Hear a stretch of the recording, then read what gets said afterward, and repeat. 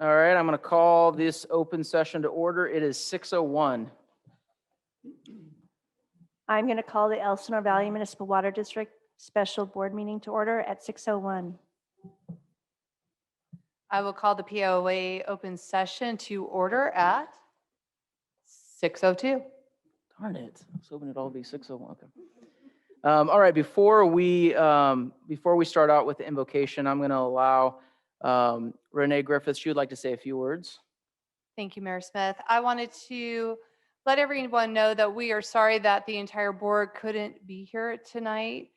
One of our members is experiencing an illness. We'd ask that all of you keep him in your prayers, but President Comedian sends his regards and thanks everyone for being here. Thank you so much. With that, would you please stand and join me in prayer? Dear Heavenly Father, thank you so much that we get to come together, Lord, as several different bodies and work together on things, Lord. I want to extend my prayer also tonight for Joe, Lord. Be with him. Lay your hand over him. Protect him, Lord. Heal him, Lord. And let him be proud of what we're doing here tonight, Lord. And be with each and every one of these folks that help make this community an amazing place to live. Thank you for all that you continue to do for us, and let us be reminded to do everything to honor you, and in your name, amen. All right, at this time, President Burke, I think you have someone that is going to lead us in the pledge. Thank you, Mayor Smith. Yes, at Elsinore Valley Municipal Water District, we have a great new tradition. We actually ask one of our staff members who has served in the military to lead us in the Pledge of Allegiance. So it's my honor to introduce our General Manager and retired Lieutenant Colonel from the United States Marine Corps to lead us in our pledge this night. Thank you. Thank you, President Burke and Mayor. So if everybody could face the American flag, hand on their heart, and begin. I pledge allegiance to the flag of the United States of America and to the republic for which it stands, one nation, under God, indivisible, with liberty and justice for all.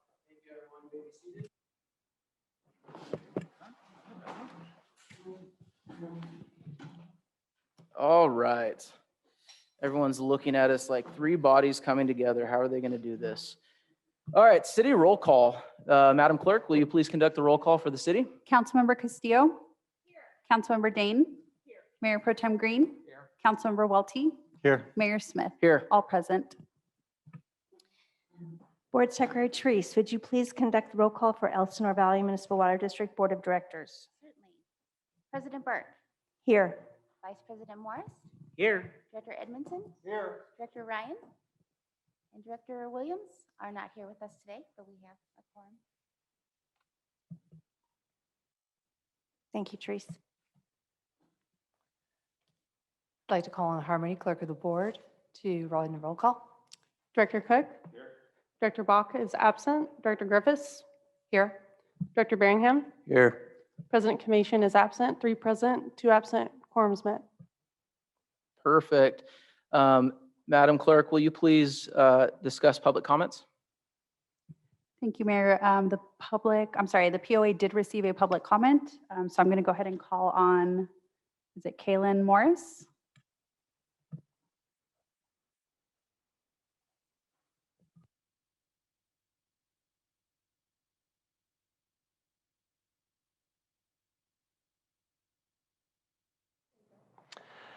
Hi, I'm Kalen Morris, 3868199.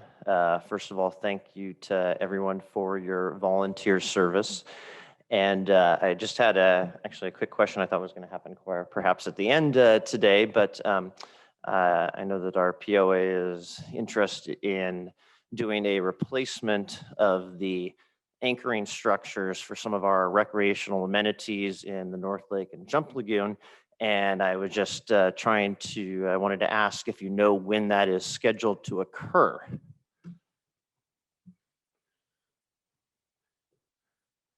No? Okay. Thank you. Thank you so much. Moving on to open discussion items. Before we move into open discussion items, I'd like to remind everyone that public comments will be heard on agendized items only moving forward as we get to each item. So let's dive into this. Thank you everyone for participating, showing up. We really appreciate it. Try not to judge too much. We have 3 different entities coming together tonight, and we're very excited about, once again, this historical occasion. The first business item or discussion item that we're going to be looking at is the Canyon Lake POA Community Patrol Overview. I'm going to hand this over to our treasurer, Renee Griffiths. Thank you, Mayor Smith. Corey's walking up. Thank you, Corey. Corey's going to provide a presentation for us.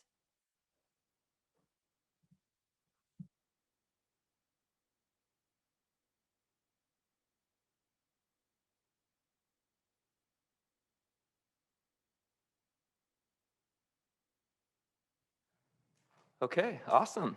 Good evening. My name is Corey Gorham. I'm the Senior Member Services Manager for the association. Before I begin, I'd just like to take a moment to thank everybody for organizing this roundtable. I think this is a great opportunity to show the community how our various agencies and organizations work together to make Canyon Lake a great place to live. Next slide, please. Okay, so tonight I will be presenting the details and background of the association's community patrol contract. I will briefly review the process that led to the selection of our vendor. I will cover the details of what patrol can and cannot do, and I'll review the first year financials. In addition, since we will be discussing opportunities for a cooperative approach to enforcement later this evening, I'll also be focusing in on the roles and responsibilities of our road patrol. Next slide. Okay, so towards the end of 2020, the association released an RFP for community patrol services and received 12 proposals. An extensive review and analysis of the proposed training program, the functionality and sophistication of their guard control system, their human resources practices, as well as the overall cost was conducted, and G4S Security Solutions was chosen as the preferred vendor. On March 15th, 2021, a 3-year agreement was signed with G4S. That agreement required that they provide staffing for several positions, 6 vehicles, including all maintenance, a complete hardware and software package that allowed for guard tracking, real-time incident reports, and an accountability tour system. It also required 3 days of paid on-the-job training for each position. Shortly after the contract was agreed upon, it was announced that Allied Universal had bought out G4S. The on-site transition occurred in October of 2021. However, the impact to Canyon Lake was minimal.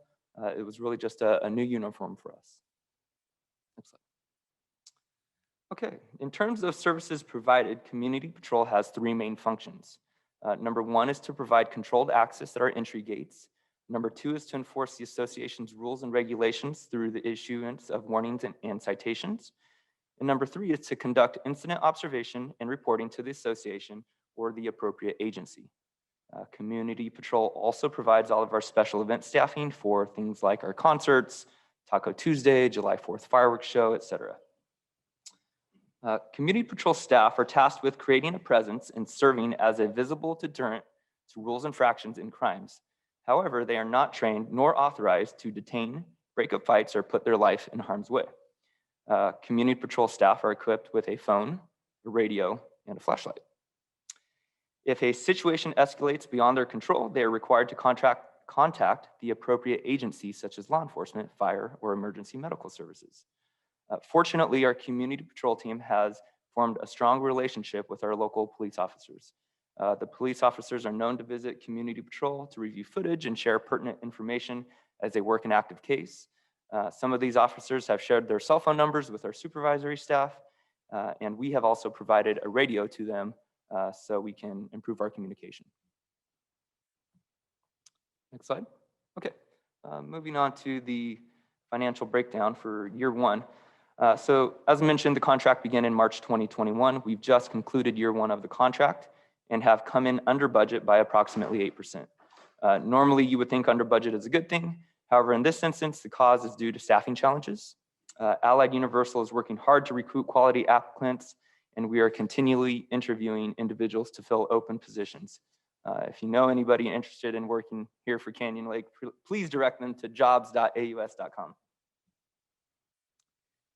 Next slide. Okay. So the Community Patrol staff is led by our on-site management team made up of Vanessa Johnson, Ebony DeBow, and 5 shift supervisors.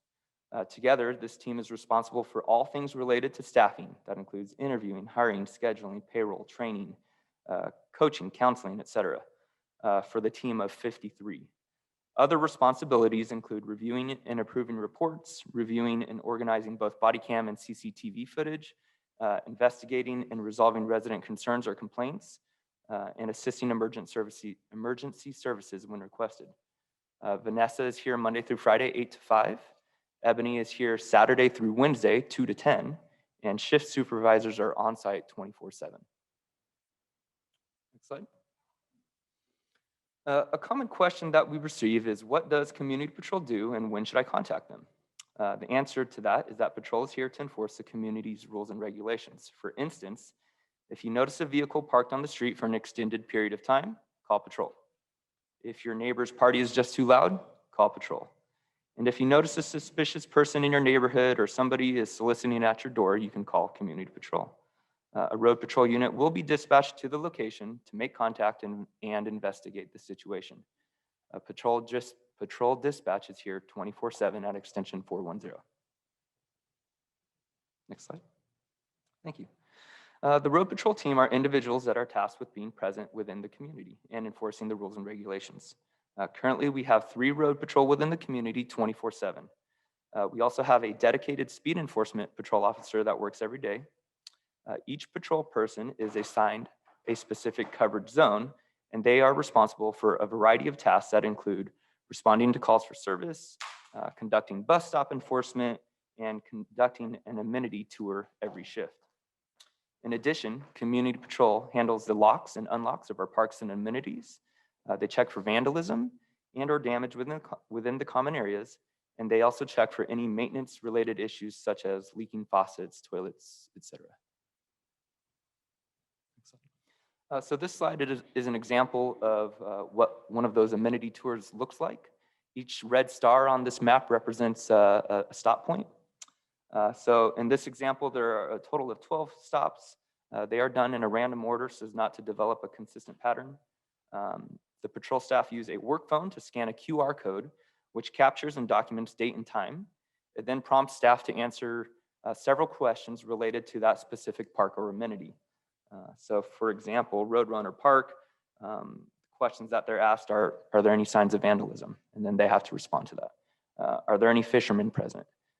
If so, were they checked for fishing license? Are there any boats parked at the dock after hours? Things like that. All of this information is fed into their software system, which then provides us with visibility and reporting on staff's activity.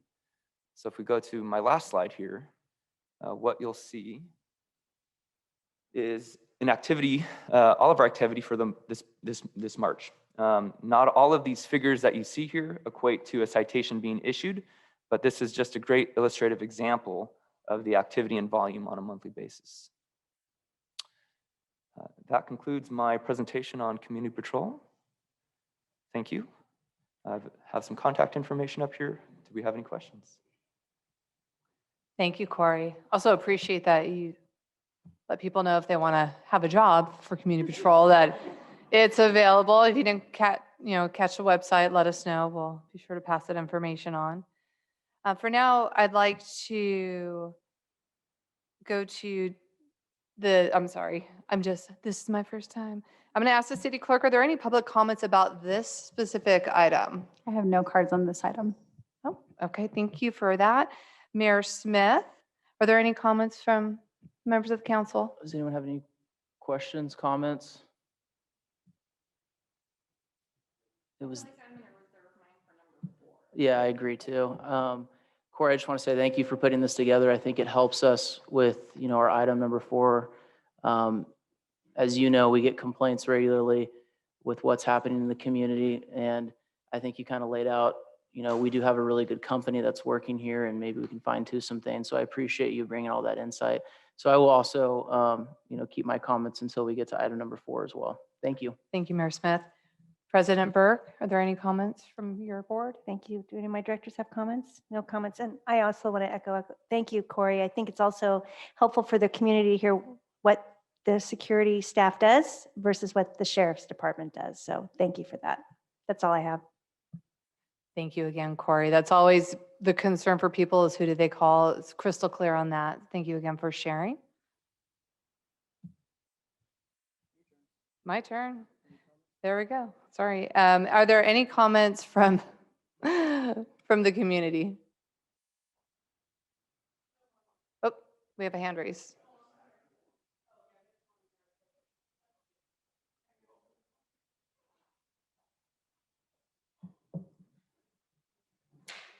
Thank you. Hi there, my name's Chuck Marino.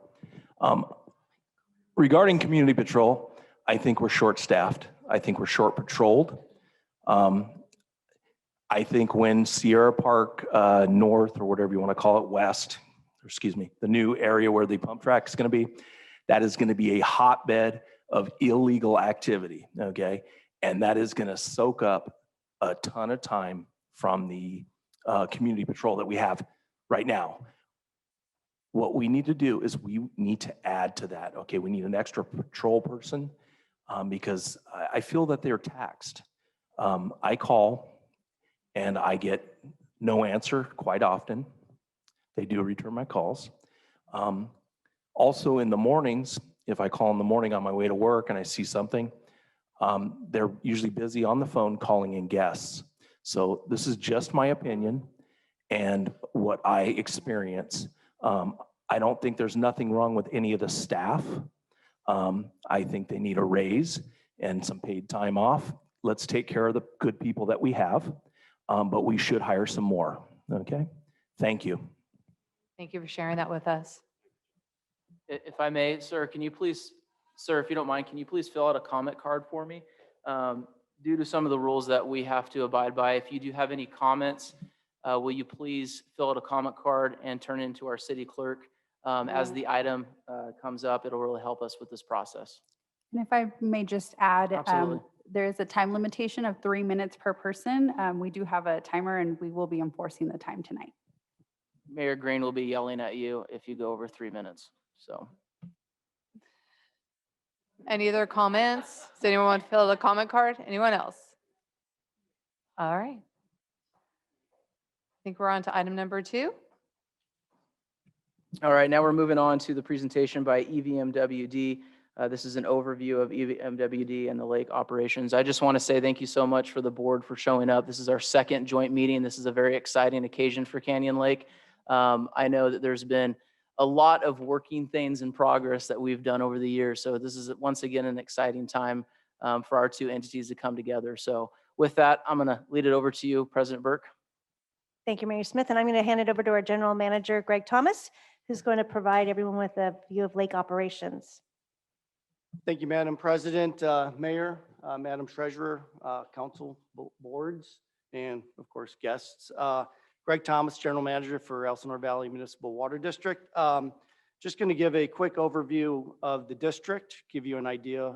Many of you may not be aware of some of the district and how large we are.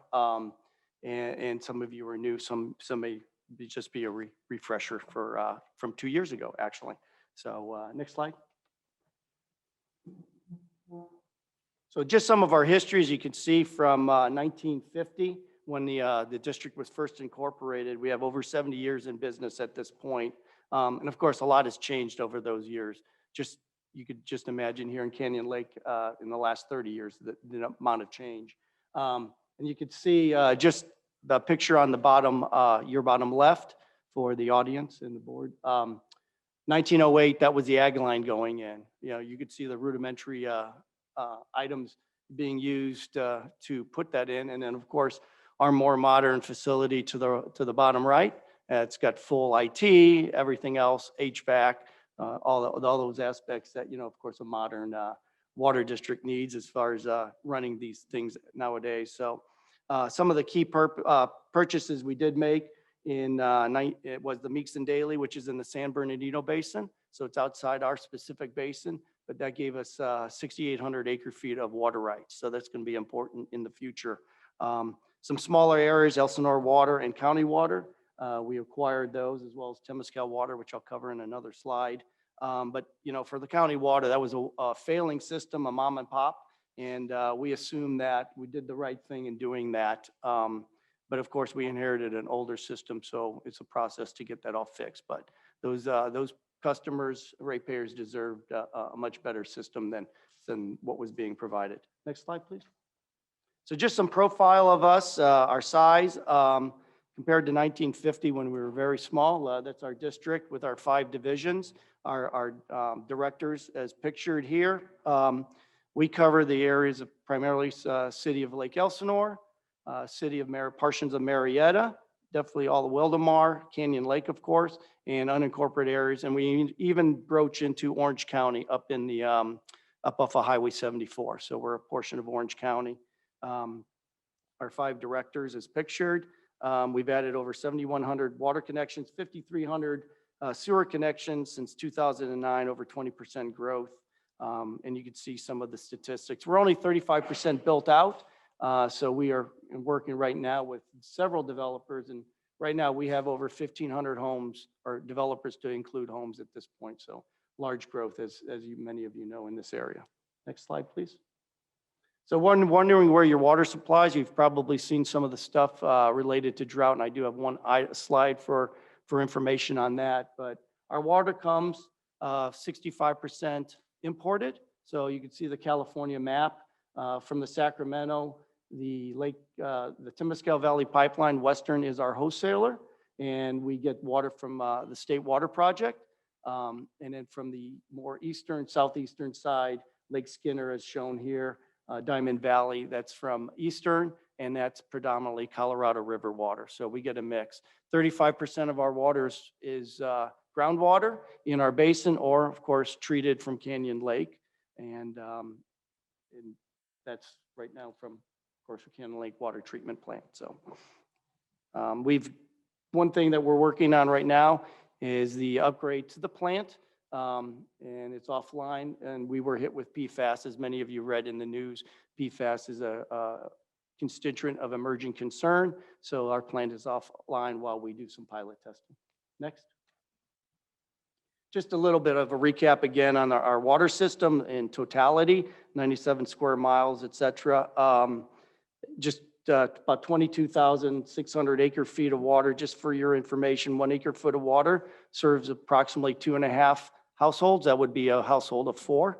1 acre foot of water equals about 326,000 gallons of water. And so that equates to 7.3 billion gallons of water each year that we deliver to our customers.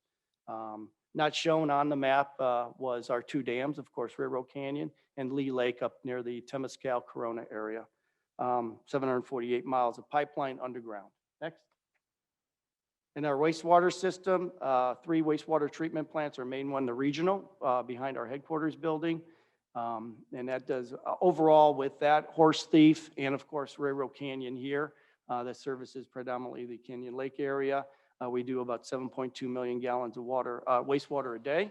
5.5 of that go back into Lake Elsinore for its health at this point. So you saw the about 750 miles of pipe for water, 415 miles of sewer pipe. If you stretch that from here, you can reach Denver. That's how much pipe we have in the ground, 1,100 miles of pipe. So that's a pretty extensive system that we have to maintain. You don't see it, but it's there and we have to maintain all that. Next. On to Canyon Lake, what a beautiful picture. I could look at that all day. Just to give you, next please. Just to give you an idea where our water comes from, Canyon Lake, or actually Lake Elsinore, but Canyon Lake and Lake Elsinore, consider it the San Jacinto watershed, basically the bottom of a funnel. So if you're looking at it, everything, predominantly our water comes to us via rain. So you can see that 728 square miles of runoff into that. And as I mentioned before, Canyon Lake provides about 10% of our water supply. It's extremely important. One of the things we look at too, especially with the local sources, we're paying at least 25%, maybe 30% less in our local water versus importing it. So compare about $800 per acre foot for our local resource, sometimes lower when we're doing our wells, compared to $1,100 plus for imported water. So significant impacts in those regards of having our own local source. Next. So some of the history of Railroad Canyon Reservoir, Canyon Lake, often called. So 1928, as shown in some of the earlier pictures too, is it was built. Temescal Water constructed the Railroad Canyon Dam. So going on almost 100 years. And we purchased 3,000 acre feet of storage. And we constructed the Canyon Lake Water Treatment Plant in 1957. So one of the reasons we are upgrading it. It has had upgrades in the meantime, but it's due for that. So, and then of course in 68, Canyon Lake and Temescal entered a lease agreement for the use of recreational uses of the surface water. And we ended up in 89 acquiring Temescal and all its water rights and associated lease. Next. I won't go into every amendment or the history of this, but basically 68, 55-year term expires December 31, 2022. However, as you can see down in amendment number 5 in 2017, the lease was extended through 2066, as well as how the lease was being, lease payment was being used, calculated. We went to a CPI. So that took care of some discussions between the POA and our agency. Next. One important thing I don't know if folks really understand, but this is a drinking water reservoir. And if you look across Southern California, you look at Lake Skinner, well, Diamond Valley Lake, even Vail Lake, and others. Lake Skinner does treat their water. Diamond Valley Lake is a source. Vail Lake does not get treated water, or they don't treat that water. It's used for flooding or putting it back in the groundwater through percolation. Lake Matthews, et cetera. All those water bodies that treat water or even don't treat water are not allowed body contact. So it took special legislation, as noticed, Assembly Bill 2439, to allow us, and we are one of 3 drinking water reservoirs in the state of California that allow body contact. So that's, we did have to add some additional treatment at our Canyon Lake Water Treatment Plant. It's primarily ultraviolet disinfection, but that allows us to maintain, or you all to maintain your ability to recreate while we still have the ability to produce drinking water. So, but caution with today's, I won't, well, okay. Legislative environment, what they giveth may taketh away. So we have to always be careful and conscientious of that. So next slide, please. One thing that definitely for sometimes for the information and education is we own the lake, and there's a certain amount of shoreline that is EVMWD property, as noted by the solid or the darker black lines here. So you can see just some pictures of some properties on the lake, but that up on the top, the first more solid black line is actually some of the properties on Elsinore Valley's actual property. So there was some litigation, and we had a settlement agreement about a year or so ago related to that. All those encroachments have been grandfathered in, and we have working closely with the POA and the city. We have an application process. So if you do want to do aspects, you go through the ACC of the POA, and we work that process, and we'll review those aspects. So, so I think that's a great working relationship now developed over the last year or so in that regards. Next. A Railroad Canyon Reservoir Ops, that's a nice picture of it. Actually, I was told, I believe this morning, we had a slight spillage, barely anything from the rains we received earlier this week. Not much, barely cresting over, I'm told. But you've seen pictures of it and when we've had major rainstorms of it cresting. So that's a picture of the Canyon Lake plant. 5 million gallons per day, and we normally operate it on a 6-month basis. But we're looking at some other operations once we get the plant upgraded. Of course, as I mentioned to you all, we are dealing with PFAS. So the plant is offline, and we're doing pilot studying some treatment. So to bring that plant back online when we upgrade it. Just to give you on the bottom, sorry, no, that's good. Just those logos and et cetera is just a kind of an example of everybody we have to deal with the plant, the dam, or the lake. So we're constantly dealing, and many of you are familiar with the state or regional water quality control boards, definitely the Army Corps of Engineers, and the Division of Safety of Dams. They're always a fun one to deal with. We just got to be cognizant at all times. Next, please. Thanks, Lynn. And then recycled water, that does come from our Railroad Canyon plant, or we do also have a connection with Eastern. So at those times when we need it, and in the summer, the demands are too high. So some of the areas irrigated, if you don't know, is the golf course, of course, holes 1, 2, and 6 through 18. The median strips along Railroad Canyon Road, Canyon Hills Road, and various streets. And just, again, a reminder, body contact should be limited or no body contact with irrigated water, recycled water. But it meets all Title 22 requirements. Next. Some quick agency responsibilities for Canyon Lake. As you can see, EVMWD, of course, provide drinking water, treat water to drinking water standards. Of course, I mentioned the body contact is allowed. One thing to reinforce, though, livestock contact is not allowed in the lake. That would be horses, large bovine, et cetera, so dogs. Thank you. POA manages recreational activities. They do the algae monitoring and management. I have a slide next. And code enforcement. As far as the city, we're discussing some options or aspects related to code enforcement.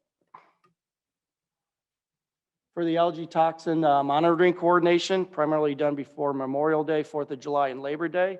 And so we provide the lab analysis and work with the contracted lab, pay for that, and assist in shore sampling, or provide the sampling results. And then the POA provides the actual grabs and working that in various locations. Next.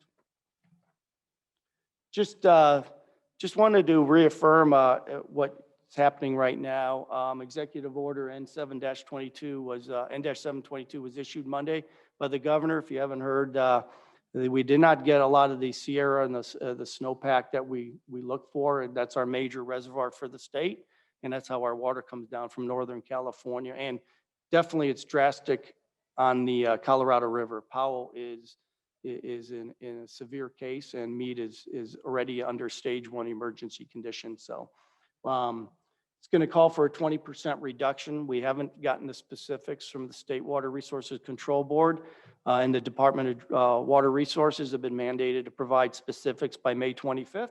So we're looking at that. And we do know, though, for the commercial, institutional, and industrial, there is non-functional turf. Parks, sports fields, et cetera, are considered functional turf, but the non-functional turf that may be just sitting out in front of industrial buildings that provide no benefit, there's a big focus on removing all of that. So they'll have more definition and requirements related to that. But I just wanted to give everybody a heads up on that. Just some of the services we offer throughout the district is Aquahawk. All our meters that are installed are automated metering infrastructure. So you can see and you can go online. You can set alerts for your meters. So if your teenage son or daughter, I have a son that likes to shower too much, you can see what the water use is, and you can get different alerts and when you're going up to certain budget levels, et cetera, et cetera. So we encourage the use of that. It's easy to sign up for. There's a bunch of rebates that are out there too. Again, kind of going into that non-functional turf is the grass/turf replacement. So $225 per square foot for residential and up to $3 per square foot for the city, schools, public agencies, et cetera. So that's through Metropolitan Water District. So definitely, we have the website there. Please reach out to our staff at any time. Bonnie's in the audience, and Haley and Caitlin, they're more than happy to assist. Just call them, and they will be more than happy to go everything we have. We offer workshops, et cetera, to assist in that area. So I have next slide. You want to cover that, or do you want me to? I'll gladly cover this one. So every month I come to the POA meetings and I come to the city council and I remind our residents, our Canyon Lakers, that we are the most inefficient of all the divisions of Elsinore Valley Municipal Water District.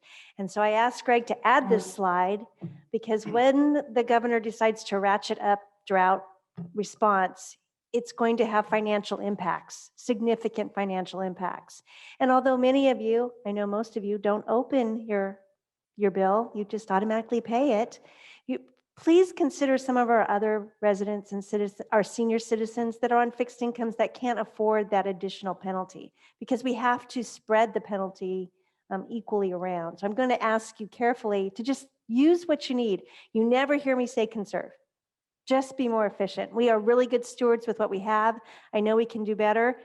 And as you can see, we can do a lot better than we are right now. So really, it means just open your bill and it kind of tells you how much we're suggesting you use.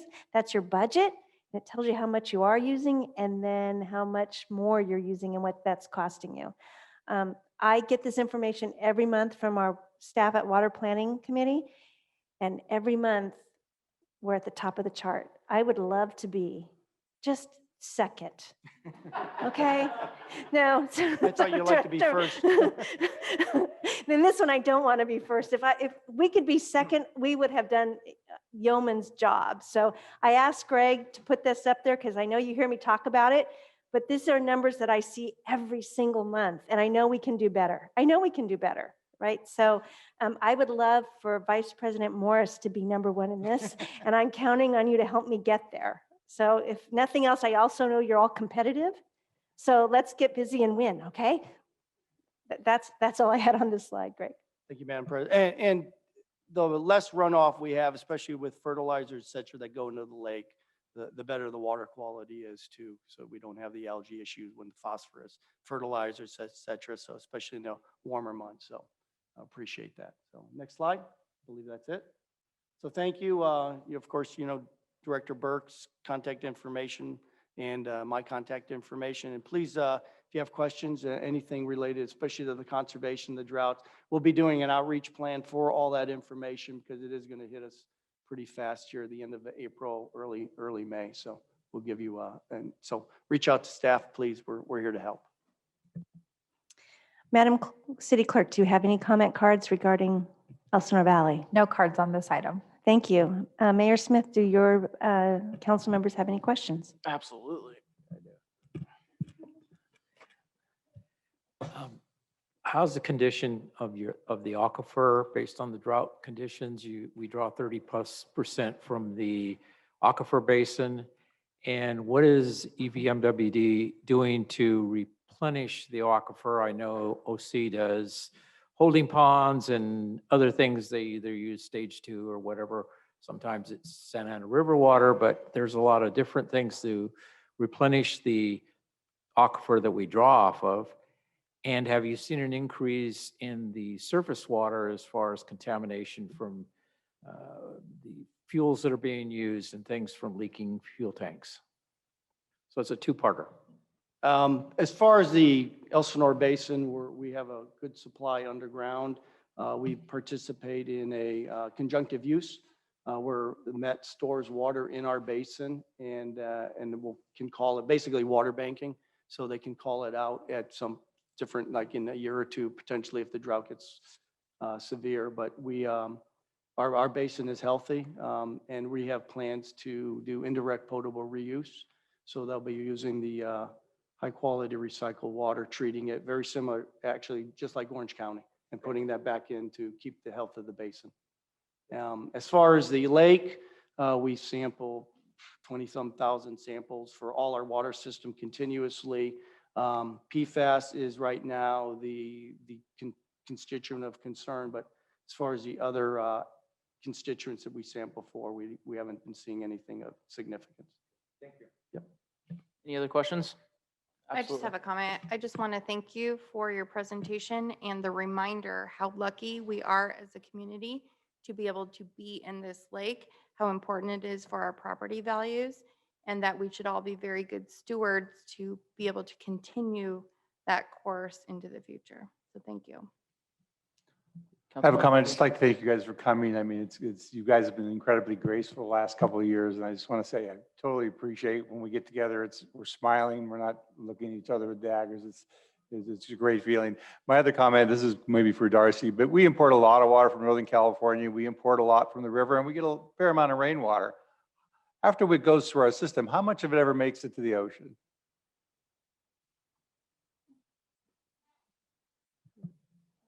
Nothing. Nothing. So everything that comes into our little area is used by our community in one way or the other. So At least twice. At least because twice. We sell all our recycled water, right? There's not like we don't have storage for recycled water waiting to sell. We have more people that want to buy recycled water than we have recycled water to sell to them. So not only do we use it once, we use it twice.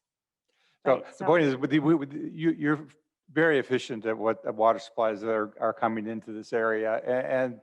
And we as members of the community probably need to step up our game and become a little more efficient, because it's really not you guys taking the water and wasting it down the stream. Every ounce of water makes it in here is used, as you say, twice. So you guys are doing a great job of being efficient with the water. And hopefully, all the communities will step up just a little bit. Thank you.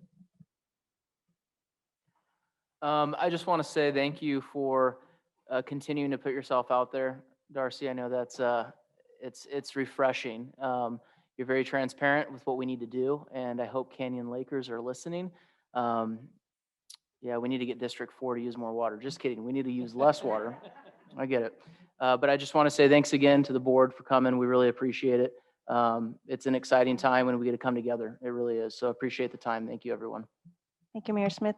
Treasurer Griffiths, do your board members have any questions? Any comments from our board?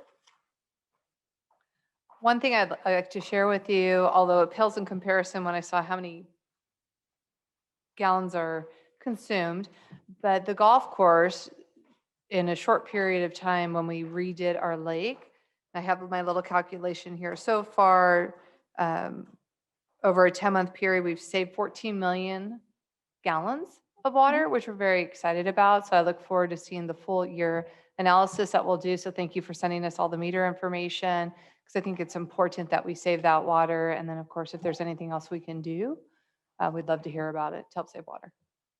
Thank you very much. Do my directors have any comments? Yeah, just one quick comment. I just want to thank you for hosting us and let you know what a priority it is for us to communicate with our cities. Canyon Lake, Wildemar, Lake Elsinore, we've made it a priority to be good neighbors and work together. We're all on the same team.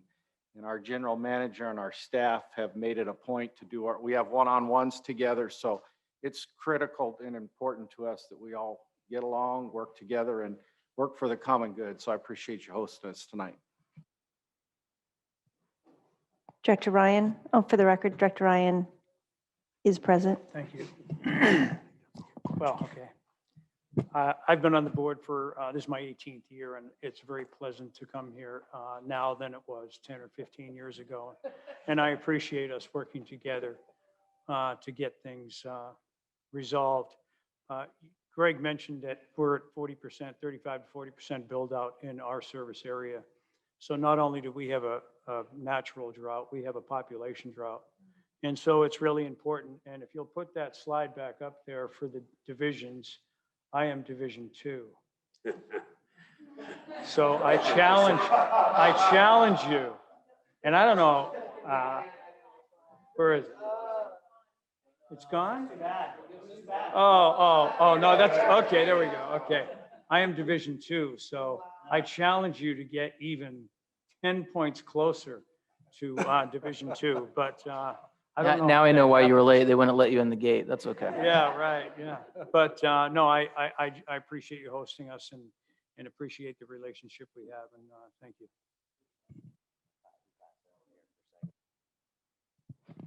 Director Ryan did mention that Division 2 in the industrial commercial is the highest usage.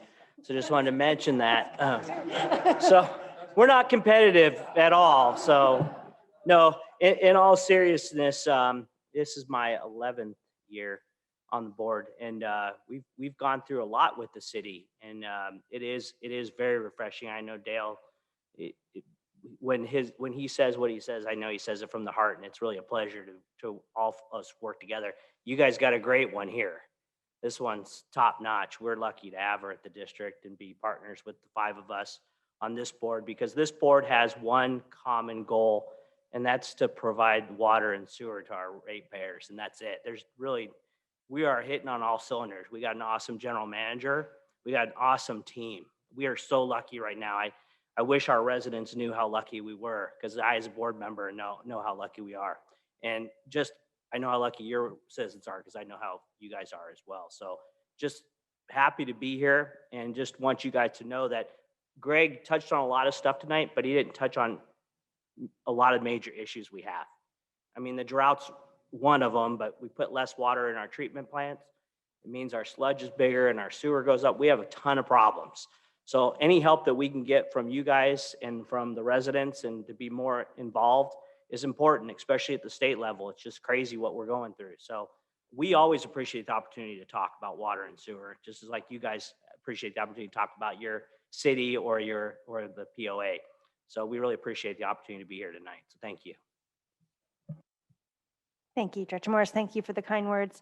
The only thing I wanted to add is Greg touched on a little bit. Think of it, water really is an iceberg, and he did the little bit at the top. And we are facing a lot of compliance issues that cost a lot of money. And I have never told you that your water rates are going to go down, and I won't, because they're not. They're going to go up. And I have to hand it to some of my other directors because they've been very diligent about exploring new ways to bring new water into this valley. We can't grow to 100% without new water. And those new sources we're exploring are going to cost more money. But I want to make sure that when you turn the tap on, it works. When you flush your toilet, it goes away. And that you have a place, and know that if your kids want to move here or have a house nearby, that we can provide good quality service, water and wastewater. So those are the things that keep us up at night. And we are really working as a team to try and solve those big problems. So that's all I have. Mayor Smith? Awesome. Thank you so much. Great presentation. We really appreciate you coming out and delivering that message. All right, moving right along, we are on number 3. This is the overview of the new Canyon Lake Fire Department. For those of you, yes, Mr. City Manager. Oh, I just wanted to start off before we hand it off to the chief.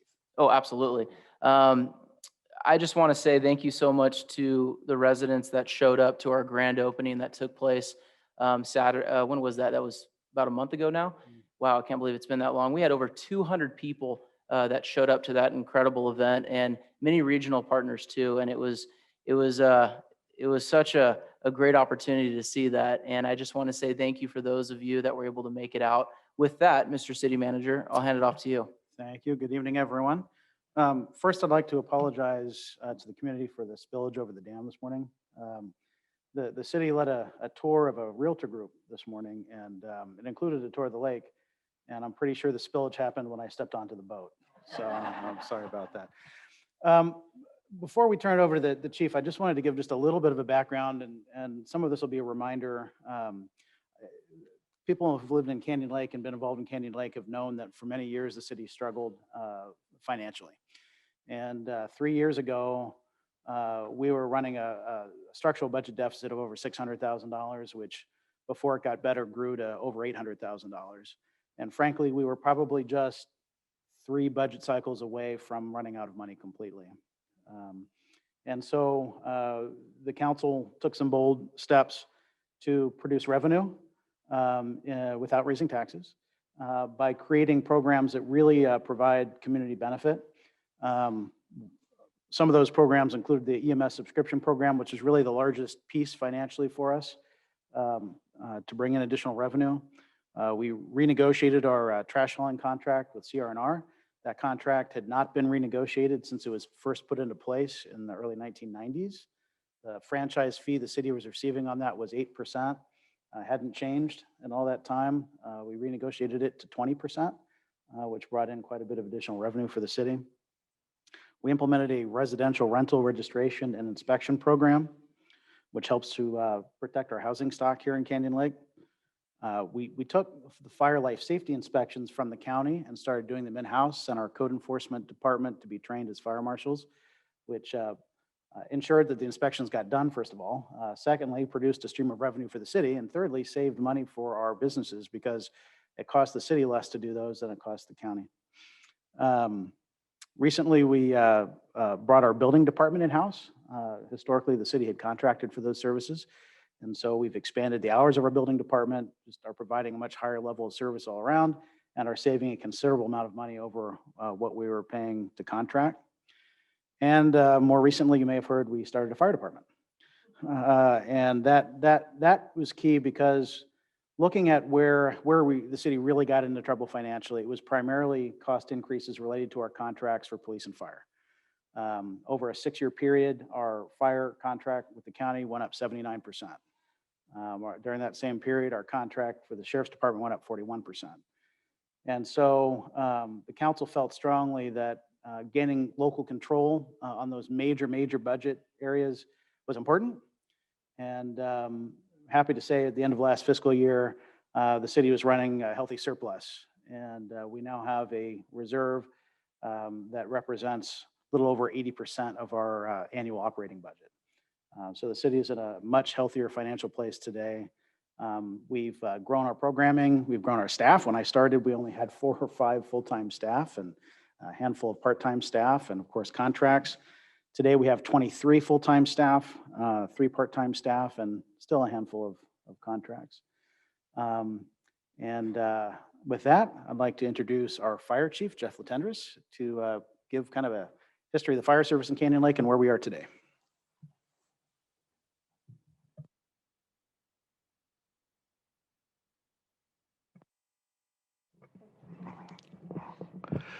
Good evening, Mayor, Mayor Pro Tem, City Council, the POA Board, Elsinore Valley Water District, to our city staff and to all of our residents and guests behind me.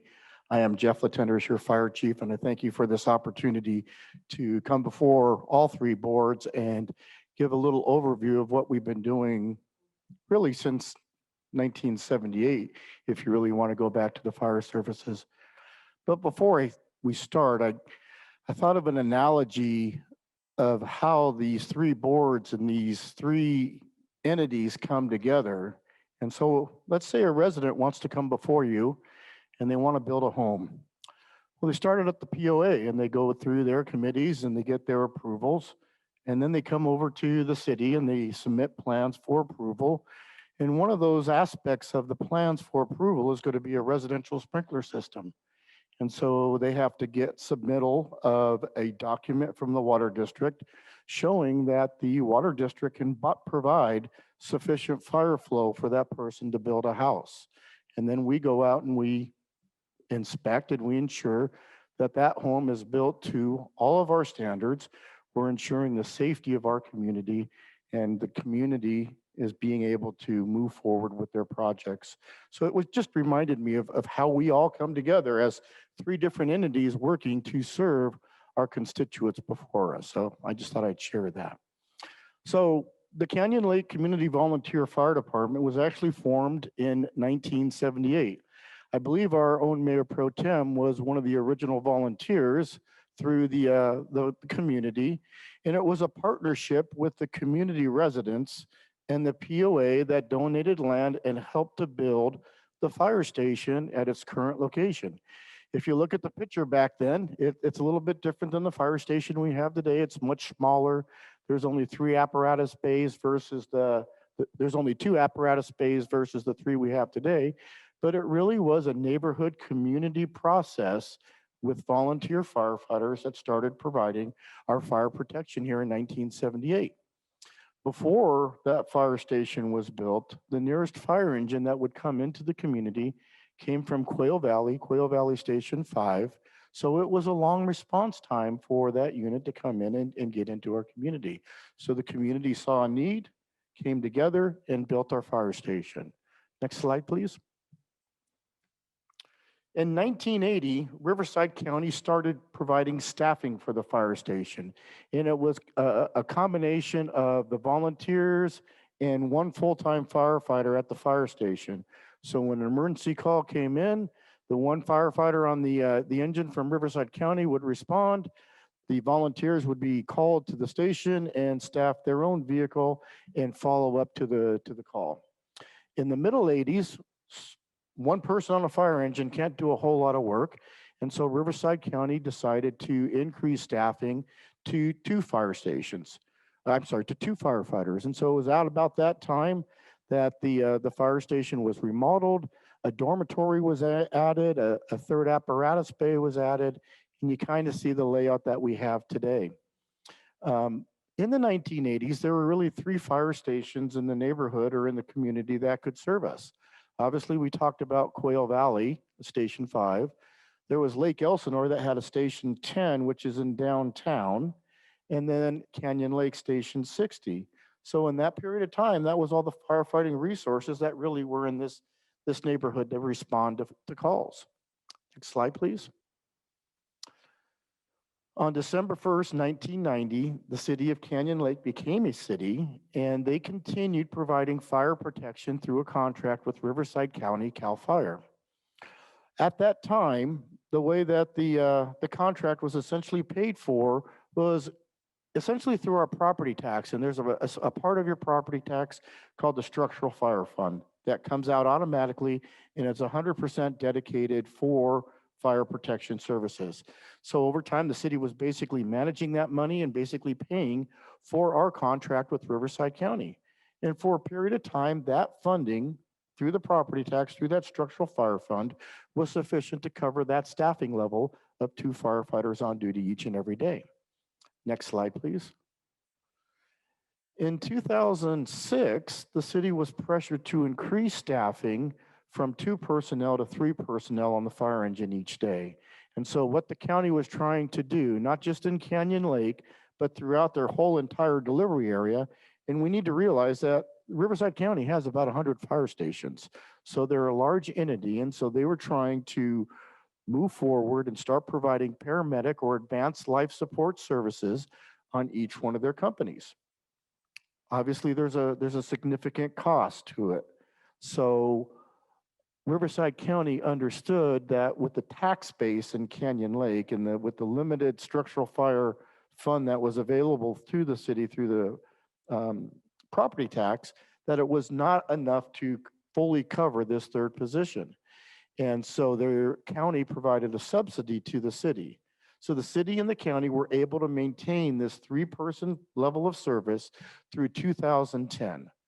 But it's important to note that every year, even with stable staffing, costs continue to increase. There is cost of living, there's pay raises, there's union contracts and so forth that have to be dealt with. And so over time, the city saw that that structural fire tax and the subsidy from the county wasn't sufficient to stay forward. So in January 2011, the city formed a public safety ad hoc committee. Next slide, please. And that public safety ad hoc committee was tasked with looking at fire services and police services and trying to determine ways that the city could save money on the cost of those services. So over the next decade, the city and the county debated the cost of the fire services. At one point, the Riverside County Fire Chief told the city that they were already at minimum staffing levels. They couldn't decrease staffing anymore, and that the rates were non-negotiable. So they were stuck in this contract. The city attempted to have a parcel tax in 2011. That tax attempt failed. At the time, the Public Safety Committee met with a consulting firm and looked at what can we do? Can we form our own fire department? So even back in 2011, the city was looking at forming their own fire department, and they came back and said, you know what, the trend at this time isn't for cities to pull out of a regional or consolidated fire agency.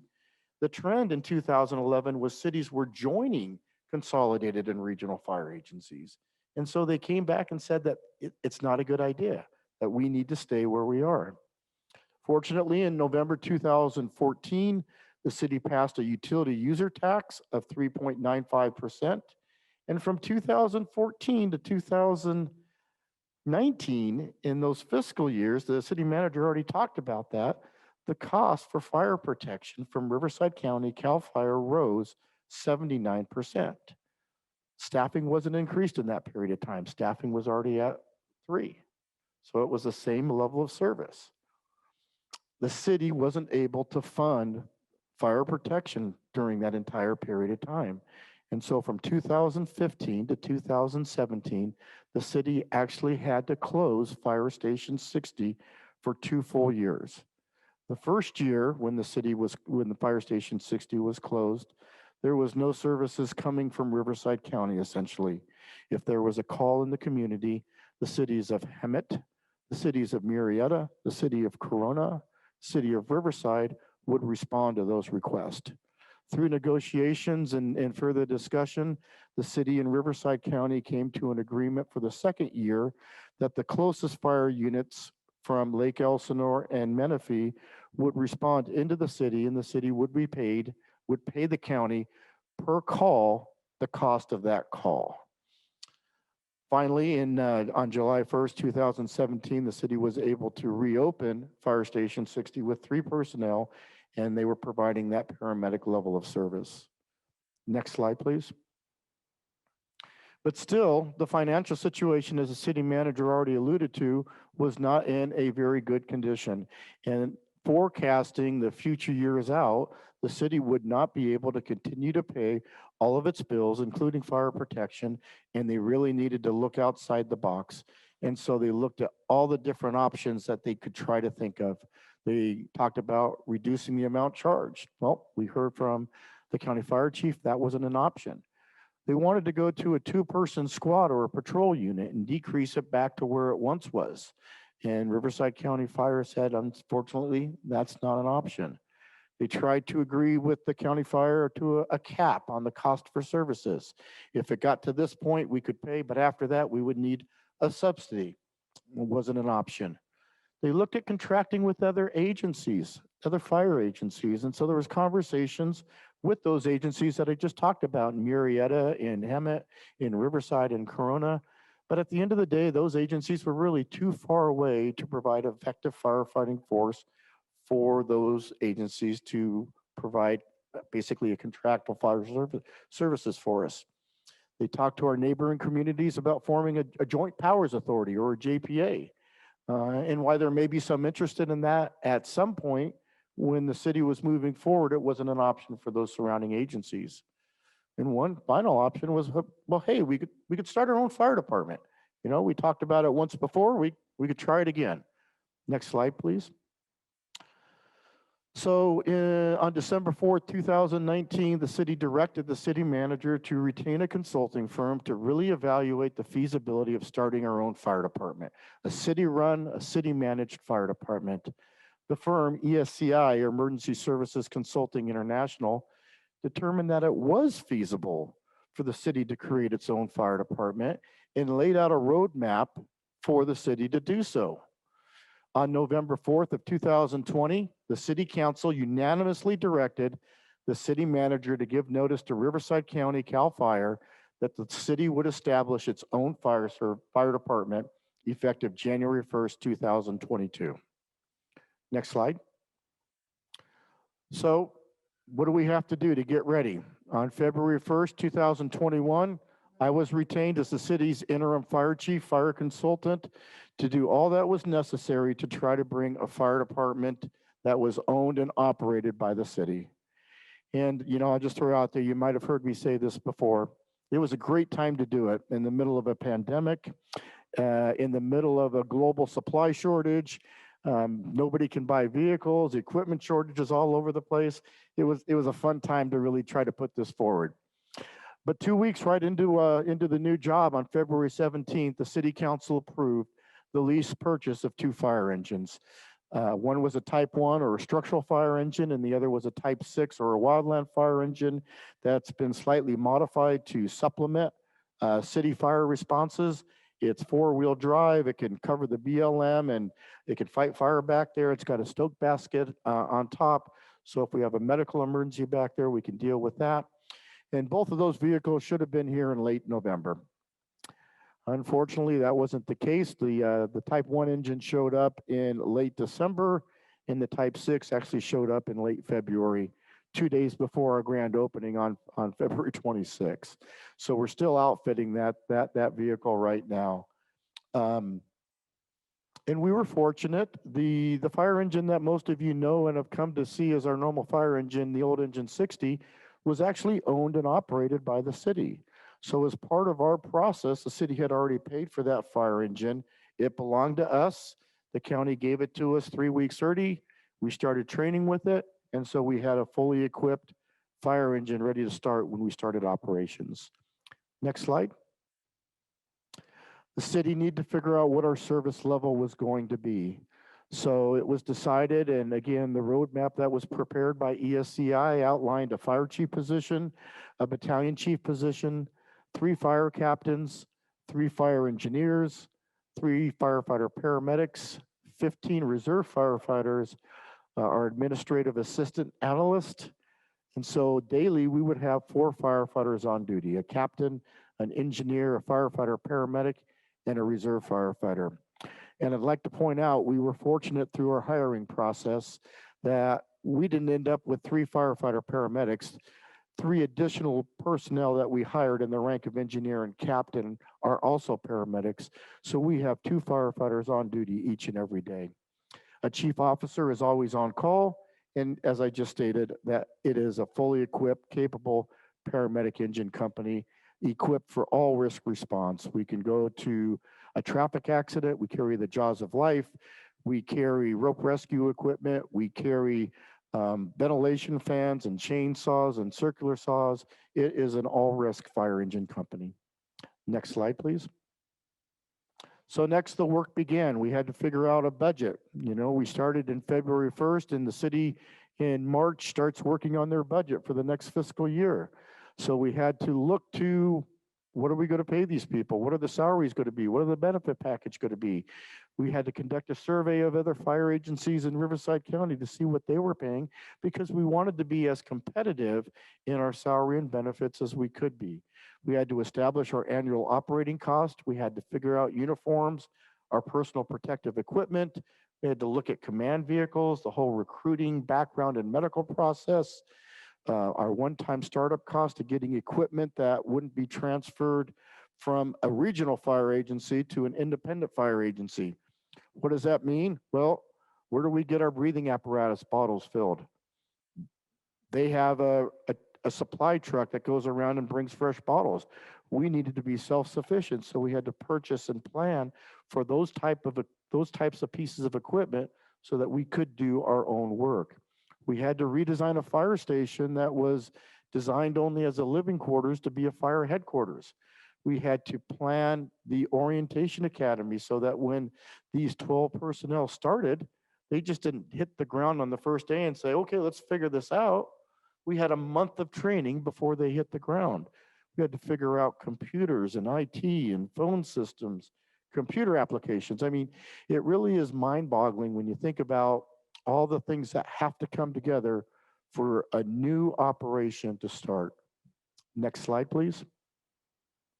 So we wanted to create our own image. We wanted to be and look a little bit different. So we worked on different logos. We had a patch contest asking the community to help us design our patches, from our t-shirts to our badges. We wanted to instill patriotism, local pride, images that are familiar in the community, and yet equipment that provides the best safety for our firefighters. Next slide, please. Then we had to work on agreements with our partner agencies so that when we have a big fire, such as we see with the storage fire here, that people will come. So in place today, we have agreements with, I should say for hopefully Wednesday on the first one, the Bureau of Land Management, Calamasa Fire Department, Corona Fire Department, Idlewild, March Air Force Base Fire Department, Murrieta, Pechanga, Riverside, and Riverside County Fire. And if you look at this image from the storage unit fire, you'll see 3 of those agencies are there during that fire. So even a regional department with 100 fire stations still needs to call on mutual and automatic aid from outside agencies. And we will be no different as we continue to move forward. We're still working on agreements with the city of Hemet and Saboba Fire, and we hope that we'll have those finalized here in the near future. Next slide, please. We have to hire our people. So in August, we started the process for recruitment. We contacted every paramedic school, every fire academy. We published nationwide recruitment booklets. We tried Indeed. We went out there and we just tried to blanket the market and advertise for our positions. We, at the end of the day, received over 100 applications. The first part of the review process was a paper cut. Did they meet the qualifications that we were looking for? And we weren't looking for anyone off the street. Every one of our personnel has graduated from a state of California accredited fire academy. Every one of our paramedics is a state of California licensed paramedic accredited to practice in Riverside County. Our firefighters meet or exceed the national standards. And if you recall, when I introduced them back in December, I think we had 14 degrees between our 12 individuals. We are highly educated and highly motivated. During the testing process, there was a written test that all of them had to go through. Our medical director, who's an emergency room doctor from Inland Valley, did the skills assessment for our paramedics to validate and verify their level of competency before they were brought on board. We had oral interviews and we did background investigations on each and every person through a third-party investigator. Next slide, please. What else did we need to do? I've talked about it. We needed to find a medical director. We needed to find a nurse educator. We needed to come up with an agreement on how we were going to get dispatched and communicate to all the emergency incidents. Who was going to do our vehicle maintenance? We needed to get recognized and accredited to practice as an advanced life support provider through the county healthcare agency. We had to get purchasing equipments, lease agreements for the fire engines and the equipment. With our surplus government property program that we've been involved with. We had to create training programs, incident reporting programs, policy manual programs, fire station renovations. And one of our greatest, I think, accomplishments was, early on, we received almost a $30,000 grant from Firehouse Subs in Menifee for breathing apparatus for our fire engines. The local community coming together to help us out. So we were so grateful to Firehouse Subs. Next slide, please. So then in November, we started training our personnel. They came on board right after Thanksgiving, and it was 40 hours, 50 hours a week of intensive training. The first couple of weeks were all classroom. The next couple of weeks were all out in the field. We had to onboard all the people through the city's onboarding processes on insurances and medicals and retirement and all of that, covering city policies. We had to train on incident command and communications, auto extrication. We had to get everybody accredited to practice and recognized through the county healthcare agency. We trained forcible entry, apparatus and pumping procedures, wildland fire operations, helicopter operations, the tool and equipment. I mean, it went on, and we are grateful to the cities of Corona and to the city of Murrieta for allowing us to use their training facilities to facilitate our 1 month of onboarding. Next slide, please. So finally, after all that work, New Year's Eve, everyone else is out celebrating. We're out there not sleeping, panicked for the next day. And January 1 at 8 o'clock in the morning, we began operations. Our first call occurred at 12:30 in the afternoon. It was a medical response. We had a low-key soft opening on January 1st because it was really for all of the firefighters, really, it was their first time in the fire station. They hadn't even seen the inside. We didn't know what we were going to walk into on January 1st at 8 o'clock. The county was 100% professional, cordial. They remained on site with us. We did radio testing, and we thank them for their efforts to make this a very smooth, professional transition. During the month of January, we responded to 73 emergency responses, and our average response time that first month was just over 5 minutes. Next slide, please. This was mentioned earlier by our mayor on February 26th. We had our hard opening, or we had our grand opening of the fire department, and it was an amazing, amazing celebration. I know many of you here were there, and we thank you for your support. We had over 250 individuals that cycled through the fire station in a 2-hour period. We know we ordered over 200 meals, and there wasn't a meal left when they finished, so that's kind of how we rate our attendance. We had lots of dignitaries from both state and local offices and from you, our partner agencies, and so we're grateful for that.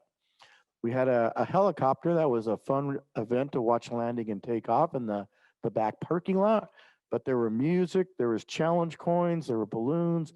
The firefighters provided tours. It was a great day for your firefighters to meet the community and for the community to meet the firefighters and tour their fire station. Next slide, please. In February, we were a little bit busier. We responded to 81 incidents. Our average response time in the month of February was 5 minutes, 38 seconds. And for us, that's a very important parameter and a number and a metrics that we're trying to track and watch. And we're looking at our response times and turnout times on a daily basis to try to make sure that we're providing the best level of service to the community. We actually went outside the city 8 different times in the month of February. In one specific incident, our engine 1 was the first on scene in the area right off of the Greenwood. And as being the first engine on scene, started fire attack. All the other engines came in behind them. You could see our fire engine there. They came and pulled the hose and used our engine as a primary attack engine for the incident. Our battalion chief was the first chief officer to arrive on scene. He assumed command of the incident.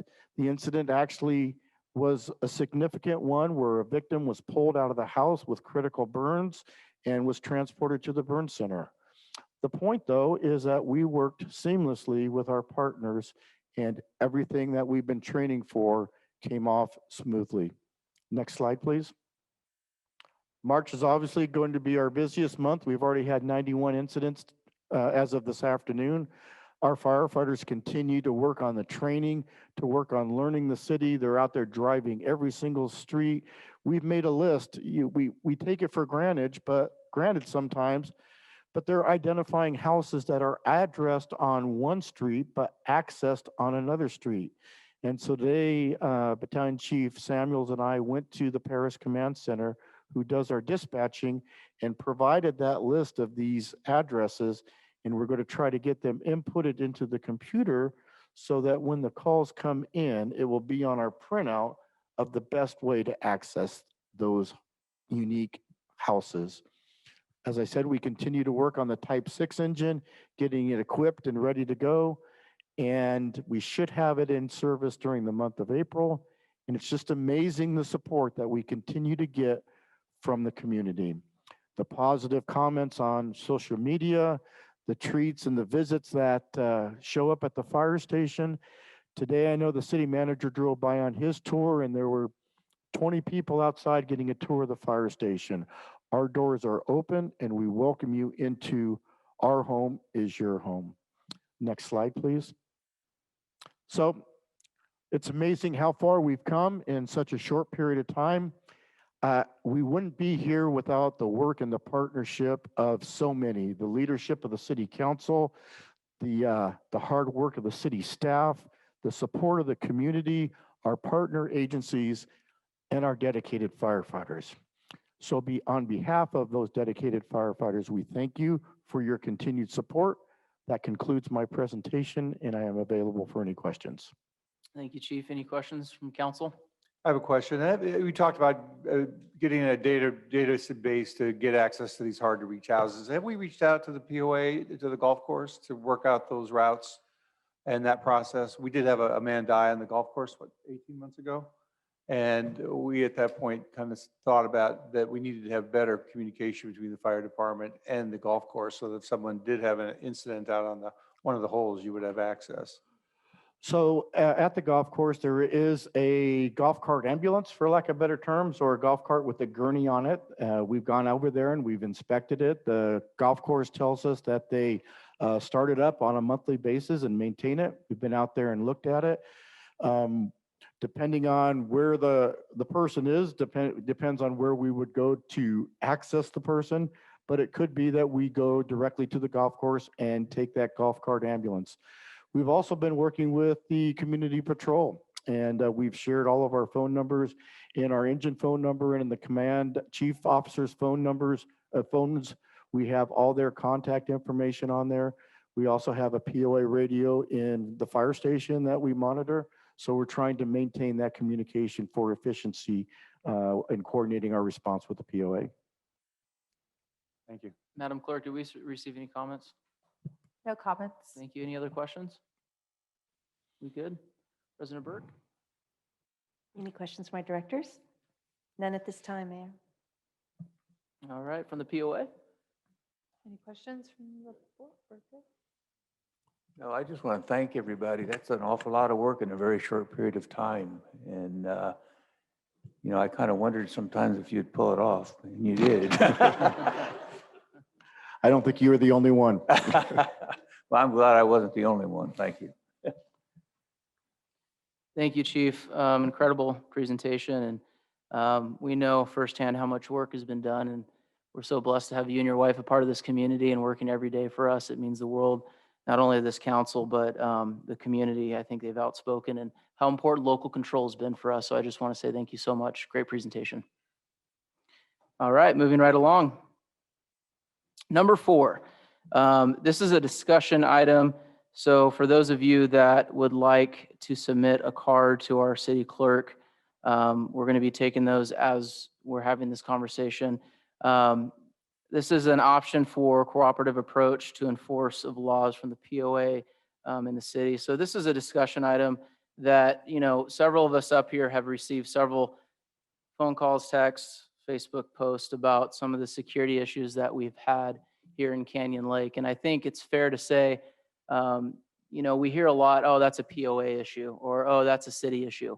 No, it's a Canyon Lake issue. I think it's clear that we need to come together as both a board and a council and resolve some of the issues that we're dealing with every day. It doesn't matter if it's quote unquote a POA or city. When it comes to security, it's without a doubt the job of both these boards to come together and make sure we're providing a security that we can all be proud of. So I want to open it up for discussion on this idea of possibly looking at a partnership between the POA and the city. As some of you might know, out in the community, we have the code enforcement that works for the city, and they have different abilities to enforce certain rules that we're able to maximize. And I think talking and looking at a partnership with Allied, the POA's security contract, with our current code enforcement is, I believe, a real opportunity, not just from a security standpoint, but also a chance to break bread between the POA and the city. There's so much overlap that is occurring here in this community. And for the first time, I believe that we have a board and a council who's here before you this evening willing to meet and discuss. And it hasn't been that way in the past. And this is the first time that this is happening. So I want to maximize this opportunity and have a serious conversation with both my colleagues and our POA directors on looking at a partnership with providing the best security that we possibly can for this community.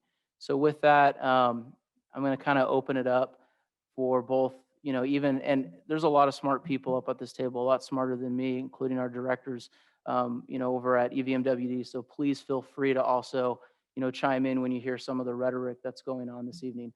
But I would like to open it up to my colleagues to see if they have any questions. And I know that our city attorney has a good analogy that he is going to present to us about an example that took place in San Bernardino that might fit what we're looking at, hopefully, here in Canyon Lake. But does any of my colleagues have anything they would like to say?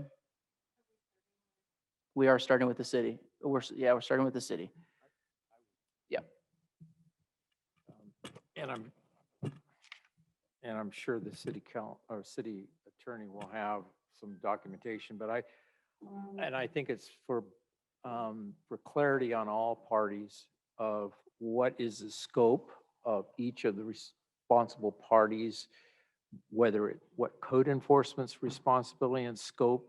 So there isn't misinterpretations on what is the level of enforcement that can be done and who does what and how we support one another, because it is a joint effort and not a single effort. So I just want the clarification on how that scope's going to be identified and then the roles and responsibilities that come out of that, because I think that's a key factor on the end result, which is the workability and the feasibility and the streamlining of the process. Because I think, as the mayor has said, I've been here a while in this community and I've seen lots of different ways, and Corey and I have talked about this in over time in many years of different companies come and go. So a lot of misinterpretation amongst our community members on what actually takes place from community patrol versus our sheriff. We had people call it community patrol and it was really a law enforcement issue. So I think that scope, that clarification, I think is paramount to the workability in the future if that was to take place. Thank you.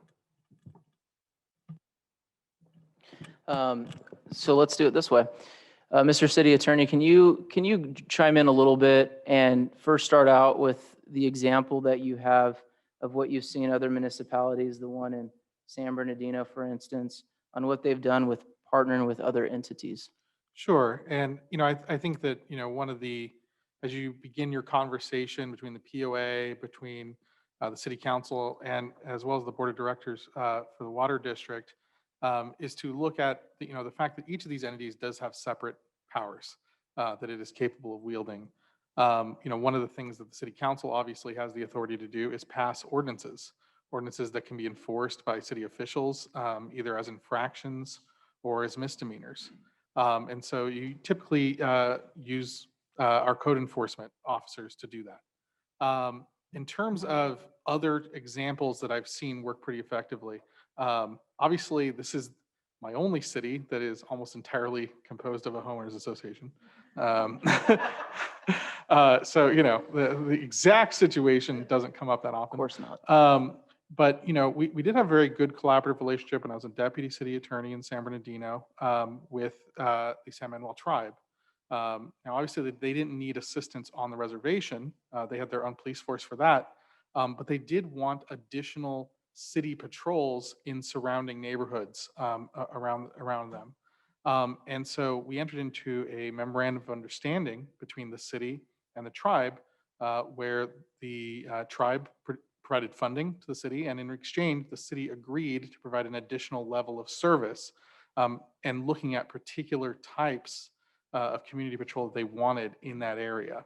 So that's absolutely something that the city can do. The city can receive funds. The city can allocate those funds to additional services. And the city council is perfectly capable of hearing the types of issues that the POA might be having in enforcement on its property, and not duplicating those by, like, for example, enforcing the CCNRs. That's the POA's responsibility. Right. But the city council could certainly pass ordinances related to those similar behaviors and then enforce those ordinances with the additional tools the city brings to bear, which include higher fines as well as misdemeanor citations and arrest. I think the example that comes to mind is 4th of July event or an incident at Indian Beach where folks are intoxicated and they're not taking the security guard seriously. And I do believe that if a code enforcement officer who works side by side with the sheriff's department is there and they're in communication, and there's already enough information out there that they have the ability to cite a misdemeanor, I think that gives a lot more teeth in our security issues that we're having here. And I think, and correct me if I'm wrong from our POA directors, but I believe that's kind of the issues that we're dealing with on the security side is right now we just don't have enough teeth, and you have a beautiful, what I call a sister, which is your city that wants to help you. This isn't a POA issue. This isn't a city issue. This is a Canyon Lake issue. It's a community issue that we need to come together on. Yes. I think a perfect example is what we've been able to do with the short-term rentals. Yep. Previously, you could go online and see that there were 30, 40 short-term rentals. And once we started, the POA reached out and said, we need something more than just what we're doing. Once we started doing fines and going all the way up to misdemeanors, there's still instances where they're going to pop up, but it's dramatically different. And that's because there is a punitive capability that just didn't exist before. Absolutely. I completely agree. And I think to talk a little bit more about what you just said. That idea and that concept came from the community. I think this council and also our directors have been so transparent with hearing what the needs and the wants are of the community. And that time it was short-term rentals. It was the issues with the Airbnb and the VRBO. So we heard you loud and clear, and we gave our code enforcement the teeth that they need to be effective throughout the community. And I think that's exactly what we're trying to do here tonight with a partnership with the POA when it comes to our security. Another example is those solicitors that were going door to door. Yep. That was an issue that the POA was dealing with, asked for assistance. We wrote an ordinance, and now that's against the law. So those are things that I think could definitely be an area of collaboration. It's working. Right. Any of the directors from the POA have anything to add? Excuse me, I'd want to add that Director Bach joined the meeting at 7:03, so he might chime in on Zoom. Oh, thank you so much. Appreciate that.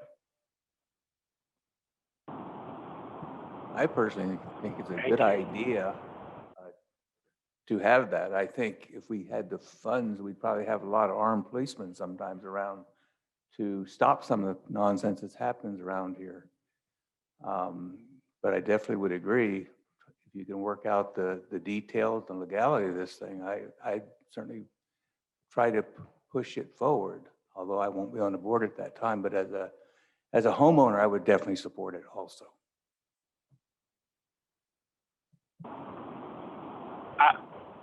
I don't know who goes next, but if you can hear me. We got you. Oh, great. Well, miracles of technology. Thank you all, and I do apologize. A client school district had a major emergency, and I had to put it on top of each other literally at the same time.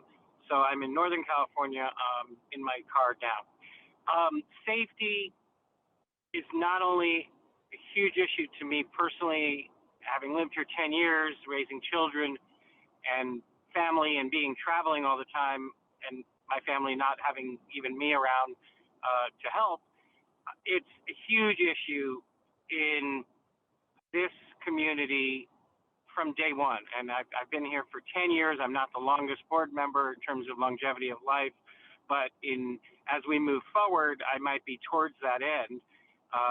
And I will say this, I've heard a couple of solutions over the years, and I deal with these issues in other respects where we have what's called a passive patrol. And I don't know if an active patrol would be better, but what I've now heard is the city saying we can collaborate and do sorts of creative things short of that. And I think all of this coming together with our law enforcement involved and so forth is absolutely necessary and absolutely needs to be studied, but studied, but also taken action on. When and how, I don't know.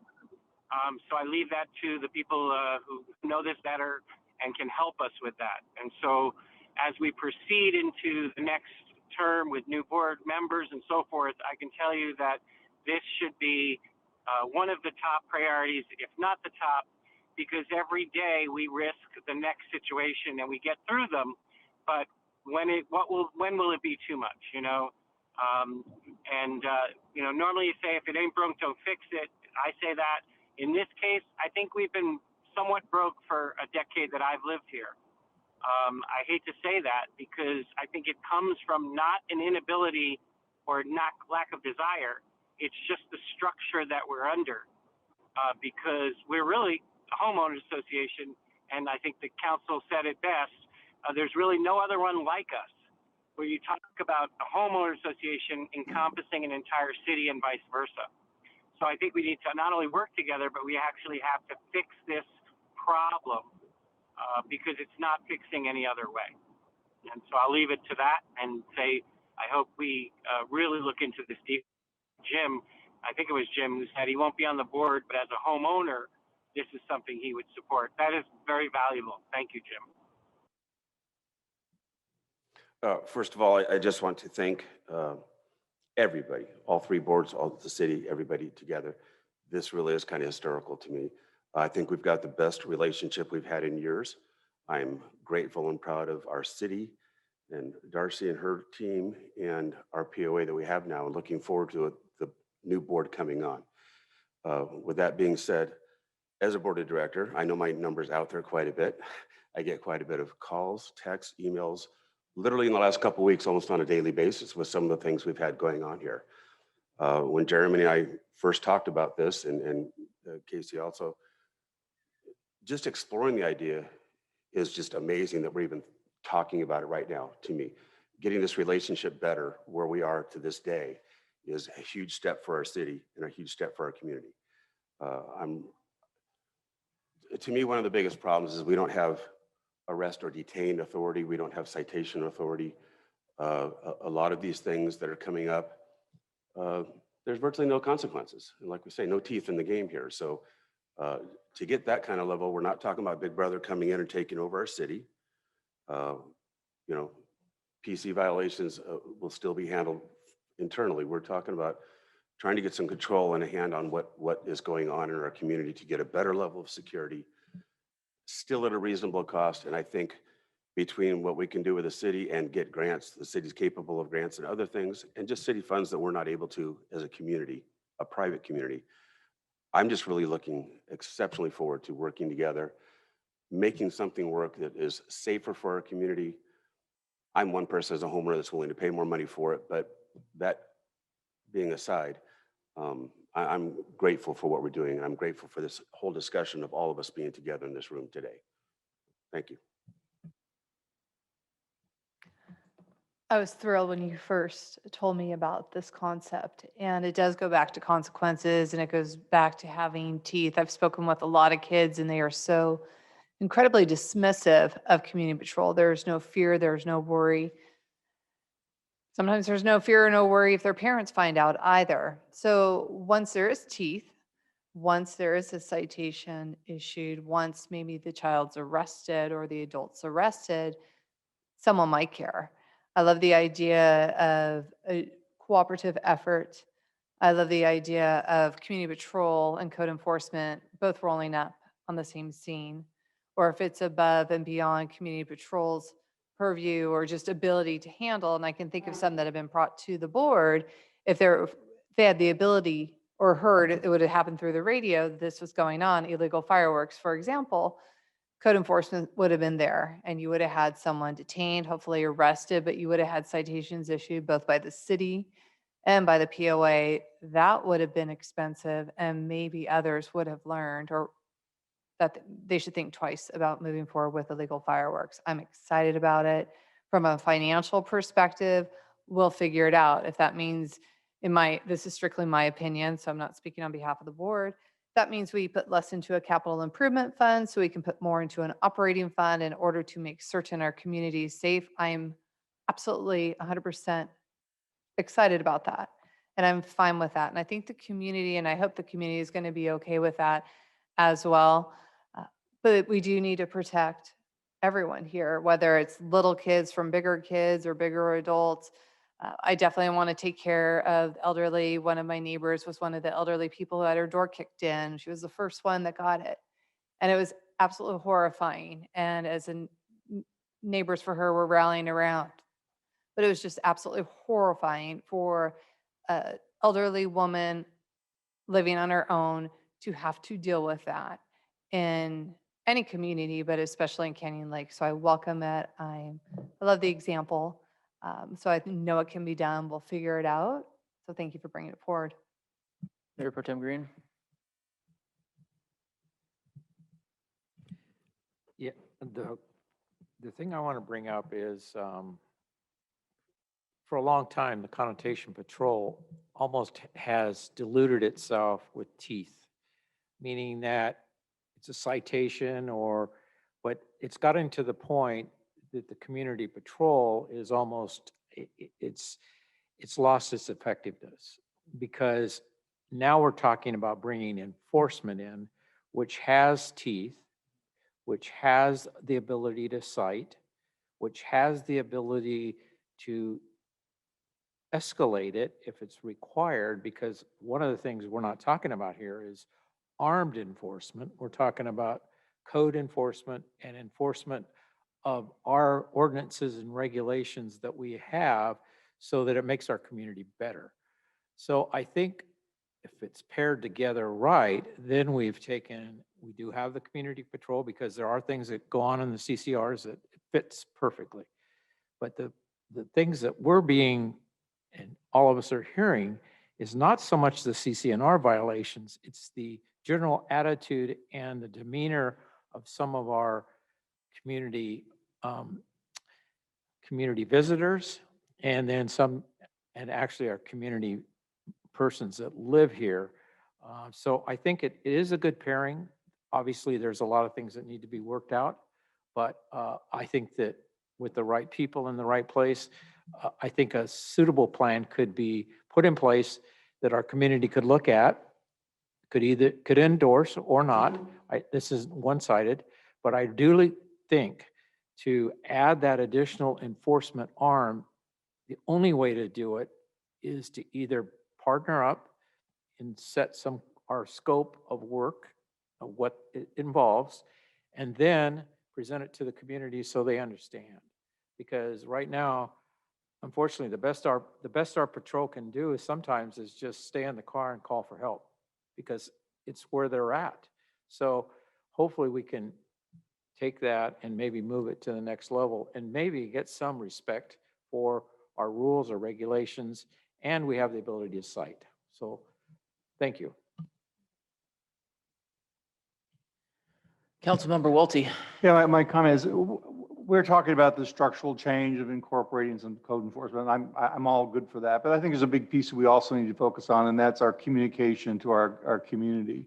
As we've talked about, is the community doesn't believe we have teeth. Community doesn't believe that they should not have their kids in at night. There's all these things our community believes that's really partially taking us down this road.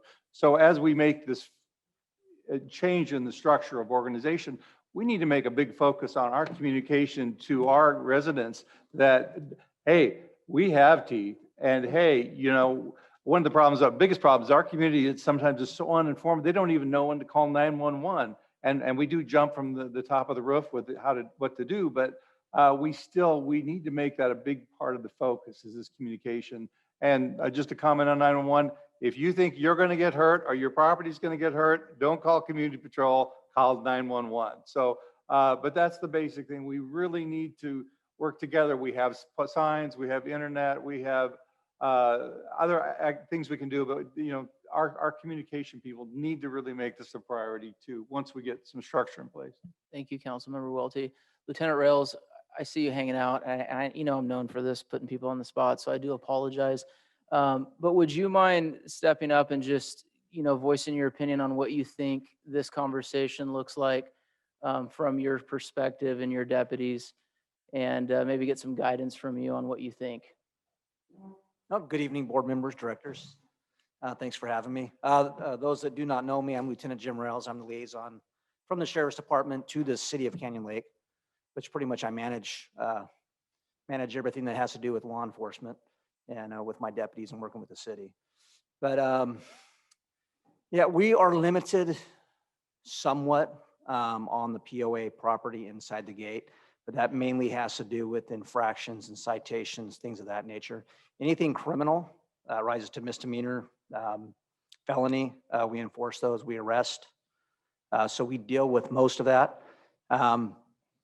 It is difficult with one deputy that has to respond to calls, has to do enforcement, write citations along Railroad Canyon, investigate their calls for service, write those calls, writing reports. So they're busy a lot. So it's hard for them to deal with these quality of life issues and deal with the kids out drinking at night and that sort of thing. They do have time to do that, but it seems like when that's busy, they're busy with calls for service. So it's kind of tough. They work well with security. They do have a radio. Security calls them when they're needed. They probably should call more often when they need help rather than going through dispatch. That's why the POA gave the deputy the radio, so they can be right there, and there's no middle person with dispatch having to have that delay. So that's new. I think coming this summer, it'll be used more often. So that's going to help. But just the quality of life issues, it's tough to deal with, but it's a problem everywhere. It's not just here. From a parole, from when you're looking at some of the call volumes that we have here, and how would it look like if we had this entity where maybe we had code enforcement working directly with allied security from a communication standpoint? So the analogy I gave, of an incident of intoxication on Indian or Sunset Beach, and obviously a parent called the POA, because like Dale says, it should call 911, not the POA, but they did. And now security's on their way, but they're on their way with code enforcement. I know that you're lockstep with code enforcement. You guys are in great communication. I mean, I think a couple of your deputies are even texting what's going on. It's pretty phenomenal. How does that look? Do you think that's a better approach than what we currently have, since there is a discommunication a little bit between the allied versus, code enforcement and then obviously sheriffs? How do you think the three would work together if that's a good approach? Working together, obviously, is a big benefit. But in a situation like that, call the deputy. Might be a little bit later response, but in the meantime, you've got security there, you got code enforcement and the deputy coming. They might get there real quick. You never know. Absolutely. And they can arrest for subjects that are drunk in public, which they do. It's just, we need to be called, and we're not called a lot on these issues. It's going through security, they're dealing with it, and then it's out of control, and then we respond. I think that goes back to what Councilmember Welty is talking about, is if this partnership can work. I know that Lieutenant Rails would also probably echo, to try to get more volunteers in the sheriff's department as well to help oversight here. And maybe that could be part of the PR side of it. If we're working on a program like this, where we're partnering together with the city and the POA, we can also put a little bit of resources to try to get more people involved in volunteering for our volunteer program here in Canyon Lake. That'll be a good side of it too. But Lieutenant Rails has been phenomenal with looking at ways that we can maximize our one deputy here. So I value his opinion. He's on the streets, and he's constantly telling us how we can improve. So I appreciate your input. I really do. Does anyone have any questions for the lieutenant? And thank you for being here. I wasn't expecting you to be here this evening. It means a lot to us. No problem, always. Does anyone have any questions for the lieutenant? No? Oh. I think Mr. Bob's Mayor? on the phone. Go ahead. Yeah. So you actually read my mind, it's a very small part of it, but I noticed the other day my good friend Art Femister rolled up on me unexpectedly in what looked like a reserve officer police car. It was in the shopping center. Do they have the ability to roll through Canyon Lake now? Can they do it? Can they be at events? And frankly, the next question is, how many more can we get? And, what would it take to either fundraise for vehicles or uniforms or all of the above? Because some of this is kind of that area between, if you had a Venn diagram, the area between major infraction or major criminal and small infractions and things where maybe some just presence of officers, reserve, as I think they're called, or volunteer, might be enough to even help in those situations to then report to, the sheriff and so forth. So I guess it was the first time I've seen that. And I don't know if it's a new thing or I just didn't see it before, but maybe we could talk about that as, a small additional and maybe even interim option before we get, into the bigger stuff, if you will. Yeah, prior to COVID hitting, we were in the middle of centralizing a lot of our volunteers for the sheriff's department, which is run out of the Ben Clark Training Center. We do have volunteers specifically to stations, which is the Lake Elsinore station. But as you'll see, you've seen volunteers coming through the community because they're going to Lake Elsinore, they're going to Wildemar, they're going to Canyon Lake. So we may have one patrol on at a time, but they're kind of hitting different areas. So now that COVID's starting to die down, our volunteers are coming back. They weren't comfortable coming back and patrolling just because of the outbreak. So now we're seeing more of them, and you're going to see more of them out there. And what they're using now, it's not a volunteer car. Just because of the backlog of cars right now, we're waiting to get more in. But what you see our CSOs driving, our community service officers driving, and it says community service officer on the side, it says sheriff's department. I think we have 6 of those units right now. I'm waiting for 4 more to come in. And as we get those are checked out by volunteers and they're driving those patrol vehicles out there. So it's an all-white vehicle. I know you've seen them. Says Sheriff's Department on the side, but we no longer have just volunteer units. So you're going to see more of them in the community. Perfect. Thank you. Can they roll through the gates is my question. Oh, yeah. Yeah, they've already been going through the gates. They do write parking citations. That's one thing they do. They respond out to traffic accidents and help out with the traffic control. That way we don't have to bring CSOs out or additional deputies that'll be charged after a certain amount of time. So they'll be working with us closely with all that traffic accidents and control. But they're actually out there patrolling the streets. They're eyes and ears for us. They do suspicious vehicle checks and calling in plates, and they have access to run all that information. So they're a big help. Thank you. Any other questions? Councilwoman Dane? The thing that is so important about this and in serving the community that we all are a part of is that we're addressing or attempting to address the safety concern. And I would imagine that if you asked anybody in the community, their number one concern is going to be safety. And with publicity of incidents coming, whether it is worse than it was in the past, it seems like it is. And the thing that's exciting about this is that we can address the community, and it's the community's agenda. It's not one person's agenda to get this done. It's serving the community that we're all here to represent. So Well I think said. it's a great idea. Well said. Any other questions for our lieutenant, President Burke? Oh, not for our lieutenant, so thank you. Lieutenant, you're off the hook. Okay. Yeah. I did have one more thing to say. Okay, please. I know that Councilmember Welty kind of alluded to education to those that live within Canyon Lake. You do need to call in if it's something criminally related, period. Even if it's a suspicious person, that type of thing, call us. Because the Absolutely. deputy needs to know what's going on to respond. Most likely, it's going to get a response from security and from us, but it's nice for us to be on scene right away because you never know, the deputy might be right around the corner dealing with something else. So if it's something criminally related or suspicious, anything like that, call 911 or non-emergency number. Thank you so much. Okay. President Burke? So on your comment, Councilwoman Dane, to public safety, I just wanted our general manager to comment on some of the MOUs to expand to code enforcement with the water district. So Greg, do you want to talk a little bit about what the MOU? I think just it was mentioned from the mayor and others, we all have various jurisdictional authorities. POA has certain aspects. We as a water district, water code or government codes, et cetera.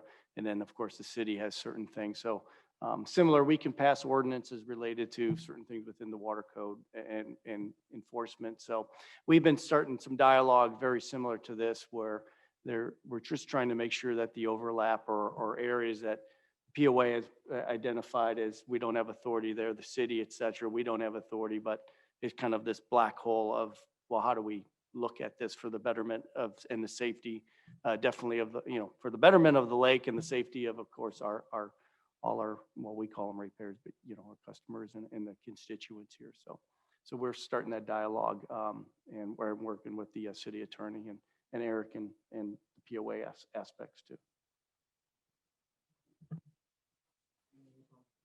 Any other comments? Mr. Mayor? Yes. May I? First of all, What if I said no?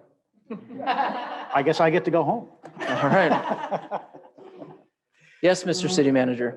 This is phenomenal. I mean, this is a great idea. I love to see all the different agencies coming together to address what is clearly a growing problem in the community. If I may, based on what I'm hearing, it sounds like everyone's pretty much on the same page that we'd like to work together. We're not sure what that looks like yet. We have just established, or will officially be establishing next week, a joint ad hoc committee, city POA ad hoc committee. Maybe that's the correct venue to start drilling down on really defining this thing. There's just a lot that we're going to have to define and draw the parameters. I think there's a lot that the city can do here in terms of writing ordinance that gives our enforcement teeth. There's a lot that code enforcement can do. There's a lot that they can't do. Code enforcement shows up and has maybe a little bit of a heightened presence over a community patrol officer, but they are not police officers. So we can't put them in a position, for example, where they're expected to physically detain someone and arrest somebody. They can write citations. They can write misdemeanors. They show up. They have vests. They have tasers. They have pepper spray, and they're very much directly connected with the sheriff's department. Our 3 full-time code enforcement officers are also extraordinarily busy right now, and so there are those types of things we have to look at. What exactly is it that we want to engage in? Is it as simple as having a POA radio, and when some big event happens, they go and assist? Is it that we would like a code enforcement officer to be on duty 24/7 to respond, in which case we're gonna have to staff up, we're gonna have to provide equipment, like a vehicle, uniforms, those sorts of things. But I think, let me suggest, if I may, that maybe that committee that we're forming can start to look at this and define what it is exactly that we'd like to propose. The next steps, once that's defined, as I see it, is that we have to do a little bit of a study and figure out what that would cost. What all would be involved with that, and come up with an idea of how to get those costs covered. And we can do some of this simultaneously, but then work with the city attorney to draft an ordinance that would reflect those items that we'd like to address mutually. And then maybe work on, if there's an MOU between the city and the POA that would address some of the financial aspects of that, we can work on that as well. But this is a fantastic conversation. I love seeing everybody on the same page, and great idea. We're completely on board to work with you to figure this out. Thank you, Mr. City Manager. For those of you that might have a question in regards to what committee the city manager is talking about, the city council took up the idea of allowing 2 council members and 2 POA directors to meet once a month to have this very discussion. And it just shows the progress that these 2 boards and council is making to come together to govern in the city and implement policy that we think will impact every single one of us as a citizen, not just as a POA paying member. So I think that's the perfect place to not only go into depth on how that would look, but also do the proper study to see if we can develop a program that makes sense for the community. For me, this is important because this council and your board of directors have been so transparent, in my opinion, not just because of COVID, not just because of social media, but because they truly care about this community, because this is our home. And so we're not going to do this without the input of the community. We're not going to do this without putting ideas and plans in place without your insight. That's the whole reason why we're here this evening, to do what we can for Canyon Lake. So I'm very proud of each and every one of you that's here. And I want to say a huge shout out to EVMWD for showing up. This is the 2nd meeting that this has ever happened in the history of the city. Am I wrong? It's incredible. And these 2 were at war. These 3 were all at war with each other. And it is such a great day in Canyon Lake when we get to sit here before each other and not yell and throw water. I wish there was cookies to throw, but there's none of those. And we're working together, and that's the most important thing. So, Madam Clerk, I got to ask, I didn't see anyone come up, but did we get any comments on this? No comments. Okay, with that said, do I have any other discussion that would like to be on this particular discussion item? Okay, we're going to move right along into closing comments. City Council, does anyone have any closing comments they would like to make?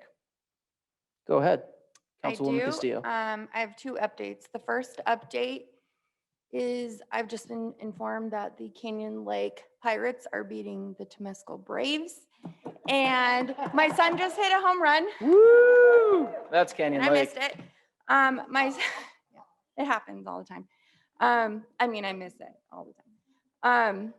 The second update is the 9/11 Tribute and Celebration Committee has been meeting. Renee, Tim, Jen, myself, Chief Latendress, some of the community members in here. The planning is going just phenomenally. We are so excited to show you what we can do this year to honor 9/11. So that's Awesome. my update. Awesome job. Anyone else would like to? Yes, go ahead. I know, the cord's fine. I'll reach over. I just want to comment on how productive this meeting has been. To have the boards talk about the common issues that we have and how to develop solutions instead of identifying the problems. We do have identified a problem, but we possibly have a solution. So I really think that that's the cooperative spirit that we have tried to, from our council to the POA to the water board, has fostered in this last several years, because I was on the front end of when we were at, we were just at a disagreement. That would probably be a better term. And it was kind of difficult to get anything out of that little pigeonhole because everybody had turf. Well, I think, as I said, it's our community. And we're looking at it as how do we approach and how can we work together to make our community better? And that comes from the water district to our city to our POA. So again, I want to compliment and just say that this is really a productive meeting. And even though it's only our second, good things are coming out of it. So thank you. Anyone else? Everyone else good? I'll just say, I got two updates. The first, it's exciting because Canyon Lake's doing some pretty cool stuff. And I'm going to throw this plug out there. On Sunday at 10 a.m., we have our junior lifeguards program, which is so cool, guys. We're going to have a program here in Canyon Lake, and it's a huge contribute to people like Casey and Darcy and Tim and everyone who's helped make this happen with our state stakeholders and our community. And, we're going to have a full-blown lifeguard program here hopefully next year, and we're so excited to announce that and embrace the youth that we have here in Canyon Lake. It's just exciting times. Lastly, I just want to say thank you. Thank you for your continual trust in your leaders in this community. Thank you for your willingness to reach out to each and every one of us. If you don't, please do so. We try to keep up on social media, but please feel free. That's what we're here for. We want to try to make Canyon Lake the best place to live. So with that, I'm going to hand it over to EVMWD for your president, Burke, to take it over to her colleagues. Thank you, Mayor Smith. Do any of my directors have any comments? Go ahead, Director Ryan. It's not really a comment, it's kind of a plug. But May 21st, we're having an event. My daughter passed away 3.5 years ago, and we have a foundation that we have created for scholarships for high school students. And this is our one fundraiser of the year, which we haven't been able to have because of COVID in the last couple of years. And it's going to be at the Launch Point on May 21st at 6 p.m. And it's going to be a great event. The last one we had over 150 people there, and we were able to raise about $12,000, and we've given away over $22,000 in scholarships to the local high school students. So anyway, tickets are available online. If you look it up at kgvrfoundation.com. Thank you.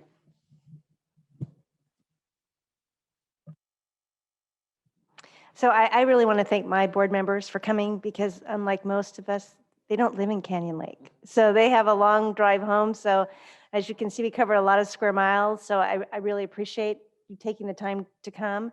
I hope this demonstrates that we've come a long way since litigation. And it's not always the answer each one of us wants, but it's the right answer for the community. So, and again, if you couldn't remember everything Harvey said, you should all have my cell phone. I will make sure you get the link to the fundraiser, and I hope to see you on Sunday. And I really appreciate your interest and your time to care. I know there's a lot of people at home, hopefully, that if they weren't here, they could hear about it and maybe come next year when we do this again. But I really appreciate the staff coming out, our general manager, and my fellow board members. So thank you. That's all I have. Thank you so much, President Burke. And now from our Board of Directors, Renee, I'm going to take it over to you. I'll start down the line. Tim Cook, do you have any closing comments? Sure. Again, I'm just so impressed, and thankful that we are all together. This is just the start of a great relationship, you know? And that being said too, just a little reminder, you know, everybody in this room, except for staff, I mean, even staff, they just overdo it, and I love it, and I'm grateful to them all. But we're volunteers, you know, we work hard for our community. We care. Just remember that. Thank you. I'm not going to say a whole lot. I normally don't, so. But in the 10, 11 years that I've been here, I've seen some rough bumps in the road during this period. But I can tell you, the last 4 and 5 years have been almost unbelievable. And I'm just so happy to be here with everyone. We're not fighting. We don't have attorneys here fighting each other, and we're not in court. So with that, I think it was very successful. I think this was more successful than the last time we met. And I would like to see this continue. And again, thank everybody for being here tonight. Director Bach, are you still on the line? Do you have any closing comments? Thank you. I would say this, when is the next one? And when I say that, it's not going to be in 10 years. I wonder if it's going to be maybe in a couple months or next year or something, but this will continue. And even if we don't meet formally like this, we all live here, except for, and I respectfully thank those water district members who came. I don't know if you're there because I don't see you, but thank you. But the great thing here is we all are, you know, almost everybody, including our staff, so many are members of the community, of the, you know, live here as homeowners. So we're concerned with everything we do. And I've never seen the city and the POA work better together. And obviously, Darcy, thank you with the water district, always helping us. In the end, it's all about working for the greater good of Canyon Lake. And what we heard tonight, you know, didn't have to be, you know, unanimous on everything. People that can have differences. And actually, I didn't hear much of any dissension because we're all looking at the same issues with the same lens being what is the greater good of Canyon Lake and its people. And I commend each and every one and our community as well for really working together. You know, there's so much negativity in the world. Let's just always remember Canyon Lake is different. This is a great example. And I would not be leaving here without first commending our outgoing or former mayor Castillo for having the, I'm from New York, so I won't say it, but the wherewithal to put forth ideas that people would say, how dare you, or never, that would, that